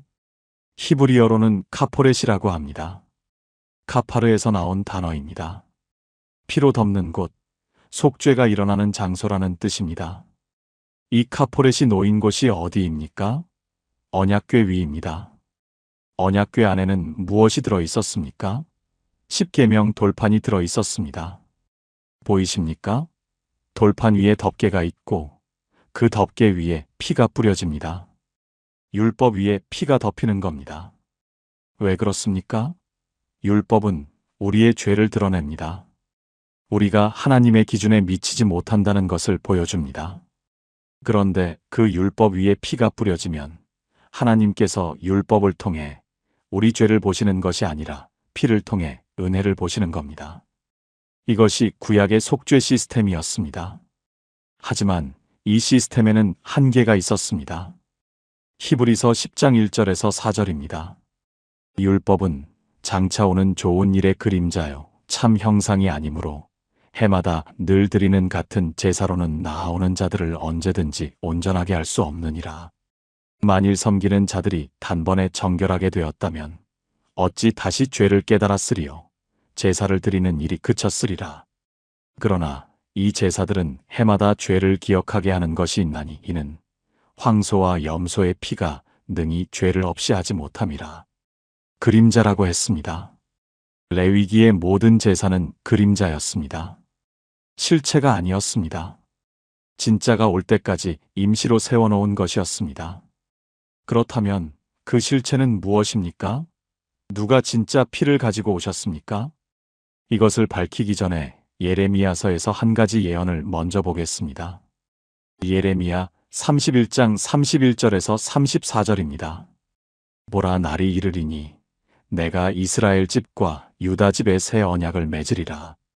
이 언약은 내가 그들의 조상들의 손을 잡고 애굽 땅에서 인도하여 내던 날에 맺은 것과 같지 아니할 것은 그들이 내 언약을 깨뜨렸음이라. 내가 나의 법을 그들의 속에 두며 그들의 마음에 기록하여 나는 그들의 하나님이 되고 그들은 내 백성이 될 것이라. 내가 그들의 악을 사하고 다시는 그 죄를 기억하지 아니하리라. 새 언약을 맺으리라. 다시는 그 죄를 기억하지 아니하리라. 구약의 제사는 해마다 죄를 기억하게 했습니다. 새 언약은 다시는 기억하지 않으시겠다는 것입니다. 카파르, 즉 덮는 것에서 영원히 잊으시는 것으로 바뀌는 겁니다. 이 새 언약이 언제 선포됐습니까? 누가복음 22장입니다. 마지막 만찬 자리입니다. 그것도 유월절 만찬입니다. 첫 번째 연결고리에서 보았던 그 유월절입니다. 예수님이 잔을 드십니다. 누가복음 22장 20절입니다. 저녁 먹은 후에 잔도 그와 같이 하여 이르시되 이 잔은 내 피로 세우는 새 언약이니 곧 너희를 위하여 붓는 것이라. 내 피로 세우는 새 언약. 예레미야가 수백 년 전에 예언한 새 언약이 유월절 만찬 자리에서 예수님의 입으로 선포된 겁니다. 이제 카파르가 신약에서 어떻게 바뀌는지 보십시오. 로마서 3장 25절입니다. 이 예수를 하나님이 그의 피로써 믿음으로 말미암는 화목제물로 세우셨으니, 여기서 화목제물이라는 헬라어가 놀랍습니다. 힐라스테리온입니다. 이 단어는 구약 헬라어 번역본에서 카포레 즉 속죄소를 번역할 때 사용한 바로 그 단어입니다. 무슨 뜻입니까? 레위기에서 대제사장이 피를 뿌렸던 그 속죄소, 그 카포렛이 바로 예수님이시라는 겁니다. 구약에서는 금으로 만든 속죄소 위에 짐승의 피를 뿌렸습니다. 신약에서는 예수님 자신이 속죄소가 되시고 자신의 피를 뿌리신 겁니다. 그림자가 실체를 만난 것입니다. 히브리서 9장 11절에서 14절입니다. 그리스도께서 장래 좋은 일의 대제사장으로 오사 사람의 손으로 짓지 아니한 것 곧 이 창조에 속하지 아니한 더 크고 온전한 장막으로 말미암아 염소와 송아지의 피로 하지 아니하고 오직 자기의 피로 영원한 속죄를 이루사 단번에 성소에 들어가셨느니라. 염소와 황소의 피와 및 암송아지의 죄로 부정한 자에게 뿌려 그 육체를 정결하게 하여 거룩하게 하거든. 하물며 영원하신 성령으로 말미암아 흠없는 자기를 하나님께 드린 그리스도의 피가 어찌 너희 양심을 죽은 행실에서 깨끗하게 하고 살아계신 하나님을 섬기게 하지 못하겠느냐? 구약의 피는 육체를 정결하게 했습니다. 그리스도의 피는 양심을 깨끗하게 합니다. 구약의 피는 해마다 반복해야 했습니다. 그리스도의 피는 단번에 영원한 속죄를 이루셨습니다. 카파르 덮는 것에서 힐라스테리온 완전히 화목하게 하는 것으로 임시에서 영원으로 바뀐 겁니다. 요한일서 1장 7절입니다. 그의 아들 예수의 피가 우리를 모든 죄에서 깨끗하게 하실 것이요. 모든 죄에서, 과거의 죄도, 현재의 죄도, 미래의 죄까지도. 그런데 이 피의 이야기는 서신서에서 끝나지 않습니다. 계시록까지 이어집니다. 요한계시록 7장 13절에서 14절입니다. 장로 중에 하나가 응답하여 내게 이르되 이 흰 옷 입은 자들이 누구며 어디서 왔는가? 내가 말하되 내 주여 당신이 아시나이다 하니 그가 나에게 이르되 이는 큰 환난에서 나오는 자들인데 어린 양의 피에 그 옷을 씻어 희게 하였느니라. 어린 양의 피에 그 옷을 씻어 희게 하였느니라. 보이십니까? 피로 씻었는데 희게 되었습니다. 상식적으로 피로 씻으면 빨갛게 됩니다. 그런데 어린 양의 피로 씻으면 희게 됩니다. 이것이 복음입니다. 인간의 논리로는 이해되지 않지만 하나님의 은혜 안에서는 완벽하게 성립하는 것. 죄로 더러워진 옷이 어린 양의 피를 통과하면 눈보다 더 희게 됩니다. 레위기의 피가 십자가의 피를 거쳐 계시록의 흰 옷이 된 겁니다. 정리하겠습니다. 레위기에서 카파르 피로 죄를 덮었습니다. 대속죄일에 카포렛 위에 피를 7번 뿌렸습니다. 예레미야에서 새 언약을 예언했습니다. 누가복음에서 예수님이 내 피로 세우는 새 언약을 선포하셨습니다. 로마서에서 예수님이 힐라스테리온 곧 속죄소 자신이 되셨습니다. 히브리서에서 자기의 피로 영원한 속죄를 단번에 이루셨다고 확증했습니다. 요한일서에서 모든 죄에서 깨끗하게 하신다고 선포했습니다. 계시록에서 어린 양의 피에 옷을 씻어 희게 했다고 완성했습니다. 구약의 카파르가 신약의 힐라스테리온을 거쳐 계시록의 흰옷이 된 겁니다. 한 줄기의 피가 성경 전체를 관통하고 있습니다.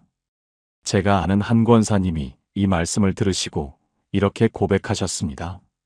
목사님, 저는 평생 레위기가 지루하다고 생각했습니다.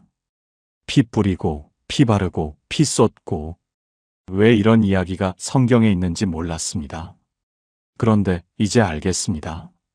레위기의 모든 피가 저를 가리키고 있었습니다. 아니, 저를 살리신 예수님의 피를 가리키고 있었습니다. 이분이 떨리는 목소리로 덧붙이셨습니다. 목사님, 그러면 레위기를 읽을 때마다 제가 십자가 앞에 있는 거 아닙니까? 맞습니다. 레위기를 읽을 때마다 여러분은 십자가 앞에 서 있는 겁니다. 카파르라는 단어가 나올 때마다 그리스도의 피를 보고 있는 겁니다. 사랑하는 여러분, 혹시 지금 여러분의 마음에 씻기지 않는 죄책감이 있으십니까? 아무리 회개해도 마음이 깨끗해지지 않는다고 느끼십니까? 과거에 어떤 일이 여러분을 계속 괴롭히고 있습니까? 레위기의 짐승의 피로는 불가능했습니다. 해마다 반복해도 양심이 깨끗해지지 않았습니다. 그래서 하나님이 새 언약을 약속하신 겁니다. 다시는 그 죄를 기억하지 않겠다. 예수님의 피는 다릅니다. 단번에 영원히 완전하게 깨끗하게 하십니다. 덮는 것이 아니라 씻어내시는 겁니다. 기억하게 하는 것이 아니라 기억하지 않으시겠다는 겁니다. 여러분이 아무리 큰 죄를 지었어도 예수님의 피 앞에서는 희게 됩니다. 그것이 계시록의 흰 옷입니다. 여러분을 위해 이미 준비된 옷입니다. 함께 기도하시겠습니까? 거룩하신 하나님 아버지, 레위기에서 시작하여 계시록까지 한결같이 피로 언약하시는 하나님을 찬양합니다. 카파르로 덮을 수만 있었던 저의 죄를 예수님의 보배로운 피로 완전히 씻어주심을 감사합니다. 오늘 이 시간 제 양심의 모든 짐을 그 피 아래 내려놓습니다. 다시는 기억하지 않으시겠다는 주님의 약속을 붙잡습니다. 어린 양의 피로 씻긴 흰 옷을 입는 그날까지 이 은혜 안에 거하게 하옵소서. 예수님의 이름으로 기도합니다. 아멘. 6가지 연결을 보았습니다. 어린 양, 올려다봄, 3일, 성전, 이방인, 피의 언약. 그런데 마지막 7번째 연결은 지금까지 본 모든 것을 하나로 엮는 연결입니다. 성경의 첫 페이지에서 닫혔던 문이 마지막 페이지에서 다시 열립니다. 이 이야기가 시작됩니다. 7번째, 닫힌 문이 다시 열리다. 성경의 첫 페이지와 마지막 페이지. 여러분, 성경의 첫 번째 책이 무엇입니까? 창세기입니다. 성경의 마지막 책이 무엇입니까? 요한계시록입니다. 그런데 이 두 책의 처음과 끝을 나란히 놓으면 소름이 돋는 일이 일어납니다. 성경의 첫 페이지에서 닫혔던 것이 마지막 페이지에서 정확하게 다시 열립니다. 창세기 1장 1절입니다. 태초에 하나님이 천지를 창조하시니라. 하나님이 하늘과 땅을 만드셨습니다. 빛을 만드시고 바다와 땅을 나누시고 해와 달과 별을 두시고 생물을 만드셨습니다. 그리고 창세기 2장 8절에서 9절입니다. 여호와 하나님이 동방의 에덴에 동산을 창설하시고 그 지으신 사람을 거기 두시고 여호와 하나님이 그 땅에서 보기에 아름답고 먹기에 좋은 나무가 나게 하시니 동산 가운데에는 생명나무와 선악을 알게 하는 나무도 있더라. 에덴 동산입니다. 하나님과 사람이 함께 거하는 곳입니다. 거기에 두 나무가 있었습니다. 생명나무와 선악을 알게 하는 나무. 하나님이 아담에게 말씀하셨습니다. 창세기 2장 16절에서 17절입니다. 여호와 하나님이 그 사람에게 명하여 이르시되 동산 각종 나무의 열매는 내가 임의로 먹되 선악을 알게 하는 나무의 열매는 먹지 말라. 내가 먹는 날에는 반드시 죽으리라 하시니라. 반드시 죽으리라. 이 경고에도 불구하고 아담과 하와는 선악과를 먹었습니다. 그리고 그 순간 모든 것이 바뀌었습니다. 창세기 3장 7절입니다. 이에 그들의 눈이 밝아져 자기들이 벗은 줄을 알고 무화과나무 잎을 엮어 치마로 삼았더라. 눈이 밝아졌는데 부끄러움을 알게 된 겁니다. 하나님 앞에 숨기 시작한 겁니다. 하나님과 함께 거닐던 동산에서 하나님을 피해 나무 사이에 숨은 겁니다. 그리고 결정적인 장면이 옵니다. 창세기 3장 22절에서 24절입니다. 여호와 하나님이 이르시되 보라, 이 사람이 선악을 아는 일에 우리 중 하나 같이 되었으니 그가 그의 손을 들어 생명나무 열매도 따먹고 영생할까 하노라 하시고 여호와 하나님이 에덴 동산에서 그를 내보내어 그의 근원이 된 땅을 갈게 하시니라. 이같이 하나님이 그 사람을 쫓아내시고 에덴 동산 동쪽의 그룹들과 두루 도는 불칼을 두어 생명나무의 길을 지키게 하시니라. 여러분, 이 장면을 보십시오. 하나님이 사람을 동산에서 쫓아내셨습니다. 생명나무로 가는 길에 그룹 천사와 불칼을 두셨습니다. 길이 막힌 겁니다. 생명나무에 접근할 수 없게 된 겁니다. 이것이 성경의 첫 부분에서 일어난 일입니다. 문이 닫혔습니다. 하나님과 사람 사이에 벽이 생겼습니다.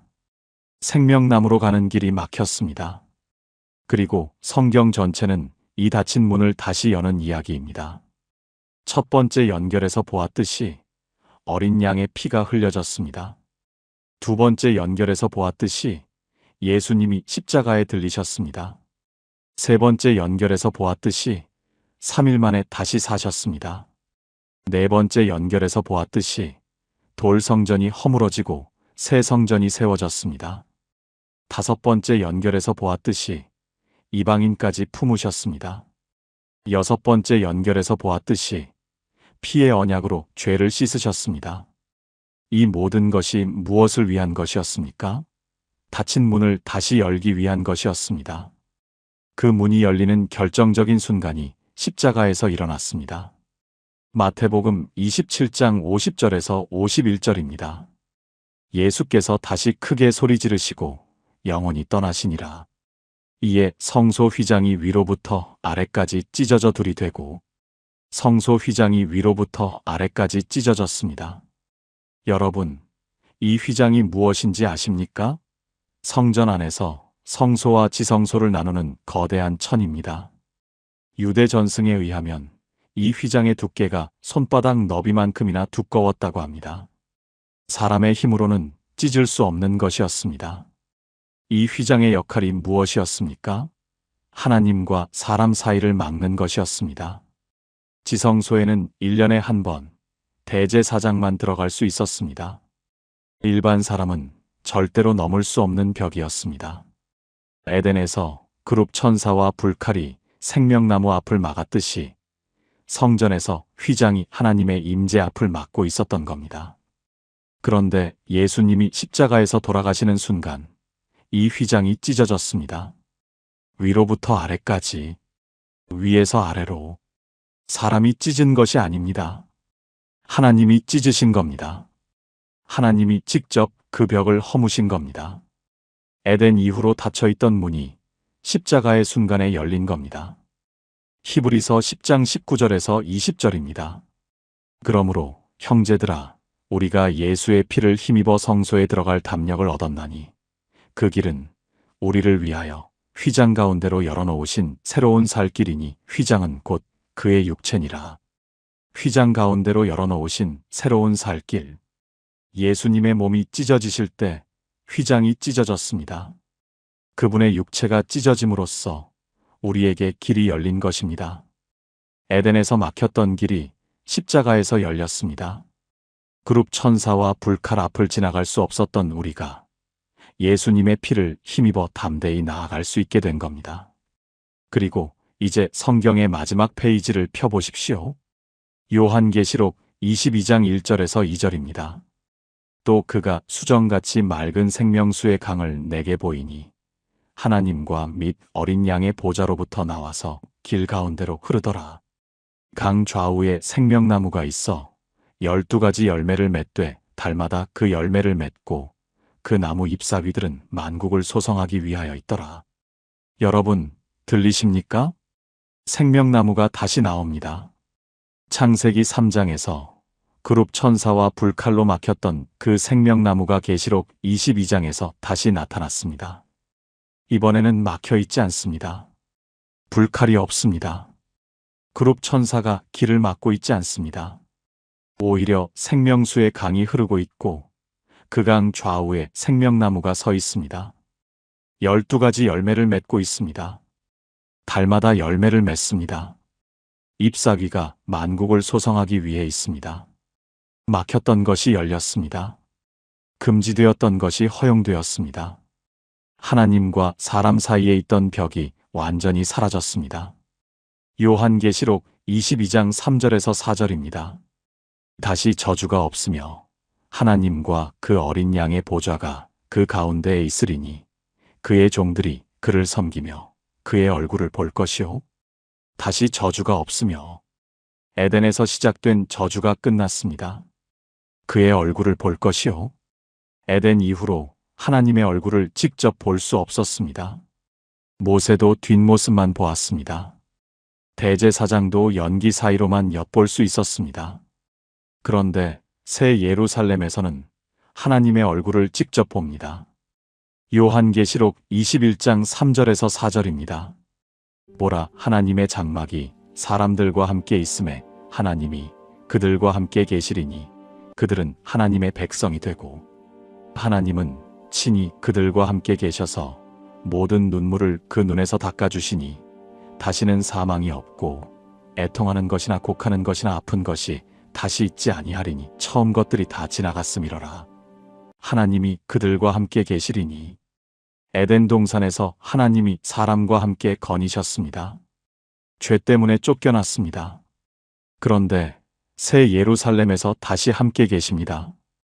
영원히 함께 계십니다. 다시는 사망이 없고 에덴에서 반드시 죽으리라 했던 그 사망이 없어졌습니다. 애통하는 것이나 곡하는 것이나 아픈 것이 다시 있지 아니하리니 에덴 이후 인류가 겪어왔던 모든 고통이 끝났습니다. 처음 것들이 다 지나갔음이로라. 에덴에서 시작된 모든 비극이 끝나고 새로운 시작이 온 겁니다. 여러분, 이제 성경의 첫 페이지와 마지막 페이지를 나란히 놓아보겠습니다.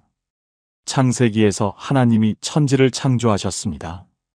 계시록에서 새 하늘과 새 땅이 열립니다. 창세기에서 에덴 동산이 있었습니다. 계시록에서 새 예루살렘이 내려옵니다. 창세기에서 생명나무가 있었습니다. 계시록에서 생명나무가 다시 나타납니다. 창세기에서 하나님과 사람이 함께 거녔습니다. 계시록에서 하나님이 사람과 함께 거하십니다. 창세기에서 죽으리라는 저주가 내려졌습니다. 계시록에서 다시 저주가 없다고 선포됩니다. 창세기에서 문이 닫혔습니다. 계시록에서 문이 열렸습니다. 성경의 첫 페이지에서 잃어버린 것을 마지막 페이지에서 되찾았습니다. 아니, 되찾은 것이 아닙니다. 더 완전하게 회복된 겁니다. 에덴에서는 타락할 수 있었습니다. 새 예루살렘에서는 다시는 타락이 없습니다. 에덴에서는 죽음의 가능성이 있었습니다. 새 예루살렘에서는 죽음 자체가 없습니다. 에덴의 동산보다 새 예루살렘의 성이 더 큽니다. 이것이 성경 66권을 관통하는 마지막 연결고리입니다. 성경의 처음과 끝이 하나로 이어집니다. 성경은 원형 구조입니다. 잃어버린 것에서 시작하여 되찾는 것으로 끝납니다. 닫힌 문에서 시작하여 열린 문으로 끝납니다. 죽음에서 시작하여 영원한 생명으로 끝납니다. 그리고 이 원형의 중심에 서 계신 분이 예수 그리스도이십니다.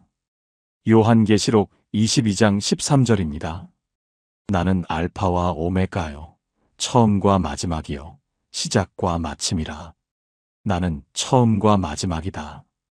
창세기의 처음도 그분이시고 계시록의 마지막도 그분이십니다. 66권 전체의 저자이시고 66권 전체의 주인공이십니다. 그리고 계시록의 마지막 초대가 이것입니다. 요한계시록 22장 17절입니다. 성령과 신부가 말씀하시기를 오라 하시는도다. 듣는 자도 오라 할 것이요, 목마른 자도 올 것이요, 또 원하는 자는 값없이 생명수를 받으라 하시더라. 오라. 원하는 자는 값없이 생명수를 받으라. 에덴에서 생명나무로 가는 길이 막혔을 때는 오지 말아였습니다. 계시록에서는 오라입니다. 목마른 자도 오라. 원하는 자는 값없이 받으라. 그룹 천사가 칼을 거두었습니다. 불칼이 꺼졌습니다. 문이 활짝 열려 있습니다. 그리고 하나님이 친히 초대하고 계십니다. 오라. 사랑하는 여러분. 이것이 성경 66권의 이야기입니다. 닫힌 문에서 열린 문까지, 잃어버린 동산에서 새 예루살렘까지, 죽음의 선고에서 영원한 생명까지 66권이 하나의 이야기를 하고 있습니다. 40명이 넘는 저자가 1500년에 걸쳐 기록했지만 한 분이 설계하셨습니다. 처음부터 끝까지 한 분을 가리키고 있습니다. 예수 그리스도, 어린 양이시며 들려진 분이시며 3일 만에 부활하신 분이시며 참 성전이시며 이방인을 품으신 분이시며 피의 언약을 세우신 분이시며 닫힌 문을 여신 분이십니다. 함께 기도하시겠습니까? 전능하신 하나님 아버지, 성경의 첫 페이지에서 닫으셨던 문을 마지막 페이지에서 열어주심을 감사합니다. 에덴에서 쫓겨난 저를 새 예루살렘으로 초대하시는 주님의 크신 사랑을 찬양합니다. 생명나무로 가는 길이 막혔을 때도 어린 양의 피로 그 길을 열어주셨습니다. 다시는 저주가 없고, 다시는 사망이 없고, 다시는 눈물이 없는 그곳, 주님의 얼굴을 직접 볼 수 있는 그날을 사모합니다. 처음이요 마지막이신 주님, 알파와 오메가이신 주님, 66권 전체로 저를 사랑하신 그 사랑 앞에 무릎 꿇습니다. 오라 하시는 그 초대에 응답합니다. 예수님의 이름으로 기도합니다. 아멘. 통합 기도문. 사랑하는 여러분, 지금까지 성경 66권에 숨겨진 7가지 놀라운 연결고리를 함께 보았습니다. 이 모든 말씀을 가슴에 품고 함께 기도하시겠습니까? 사랑의 하나님 아버지, 감사합니다. 오늘 성경 66권이 한 분을 가리키고 있다는 놀라운 진리를 열어주셔서 감사합니다. 창세기의 모리아산에서 순양을 준비하시고 출애굽기의 6월절 밤에 어린 양의 피로 장자를 살리시고 요한복음에서 세례 요한의 입으로 보라 하나님의 어린 양이로다 선포하시고 계시록에서 어린 양을 왕좌에 앉히신 하나님, 저도 고백합니다. 죽임당하신 어린 양이 합당하십니다. 광야에서 놋뱀을 들어 올리셔서 올려다보는 자를 살리시고 예수님을 십자가에 들어 올리셔서 믿는 자마다 영생을 얻게 하시고 마지막 날에 각인의 눈이 그분을 보게 하실 하나님. 저도 지금 십자가를 올려다봅니다. 제 안의 모든 독을 치유하여 주옵소서. 요나를 3일 만에 물고기 뱃속에서 꺼내시고 예수님을 3일 만에 무덤에서 일으키신 하나님. 사망에 매여 있을 수 없으신 주님.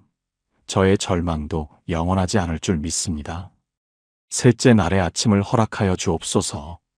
솔로몬 성전의 영광으로 거하시다가 예수님의 몸을 성전 삼으시고 이제 저희를 산 돌로 세우셔서 살아있는 성전을 짓고 계시는 하나님. 저도 주님이 거하시는 성전임을 고백합니다. 이 몸으로 하나님께 영광을 돌리게 하옵소서.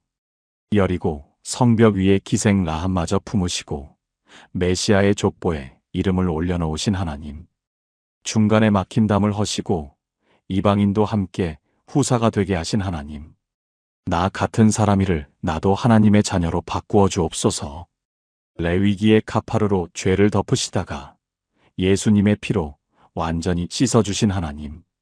다시는 저의 죄를 기억하지 않으시겠다는 그 새 언약의 약속을 붙잡습니다. 어린 양의 피에 옷을 씻어 희게 하는 그 은혜를 경험하게 하옵소서.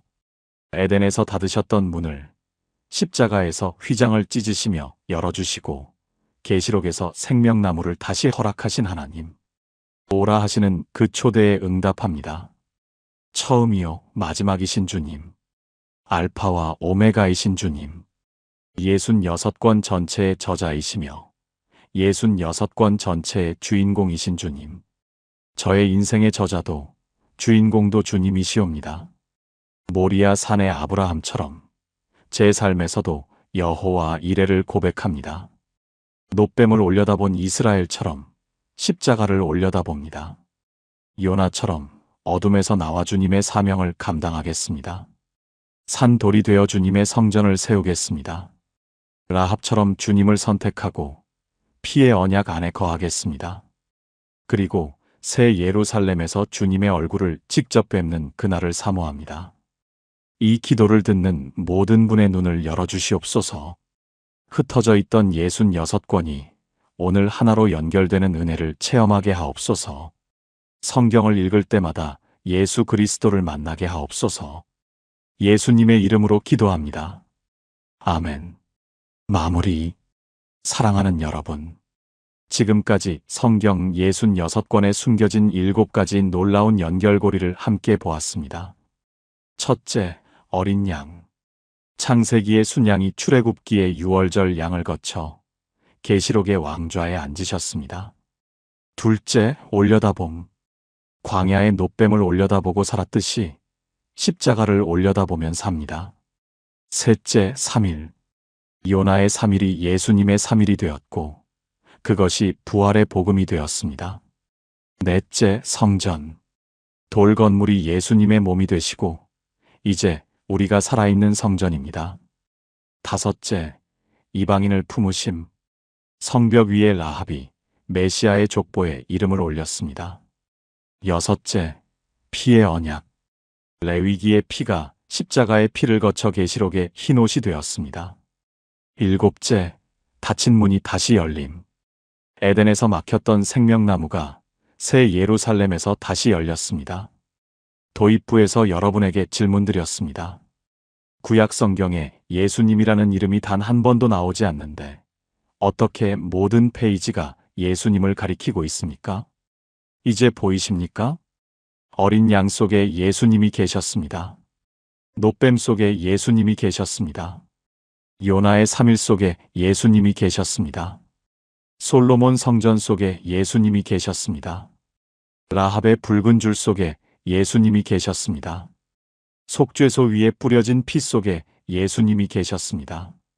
에덴의 생명나무 속에 예수님이 계셨습니다. 이름은 한 번도 나오지 않았지만 모든 페이지에 계셨습니다. 66권이 40명의 저자가 1500년에 걸쳐 한 분을 가리키고 있었습니다. 이것이 우연입니까? 이것이 사람의 작품입니까? 66권의 저자는 서로 다른 시대, 서로 다른 장소, 서로 다른 상황에서 기록했습니다. 그런데 이들이 기록한 것이 하나의 설계도처럼 맞물립니다. 이것은 한 분이 설계하셨다는 증거입니다. 도입부에서 소개해드렸던 그 권사님이 기억나십니까? 30년 동안 따로따로 읽었는데 전부 다 연결되어 있었습니다. 떨리는 손으로 성경 페이지를 넘기시며 눈물을 흘리셨던 그 모습. 오늘 여러분에게도 같은 일이 일어나기를 기도합니다. 이제 창세기를 읽을 때 계시록이 보이기 시작할 것입니다. 레위기를 읽을 때 히브리서가 들리기 시작할 것입니다. 요나서를 읽을 때 고린도전서의 부활이 울려 퍼질 것입니다. 룻기를 읽을 때 에베소서의 은혜가 느껴질 것입니다. 그리고 성경의 첫 페이지를 열 때마다 마지막 페이지의 초대가 들릴 것입니다. 오라.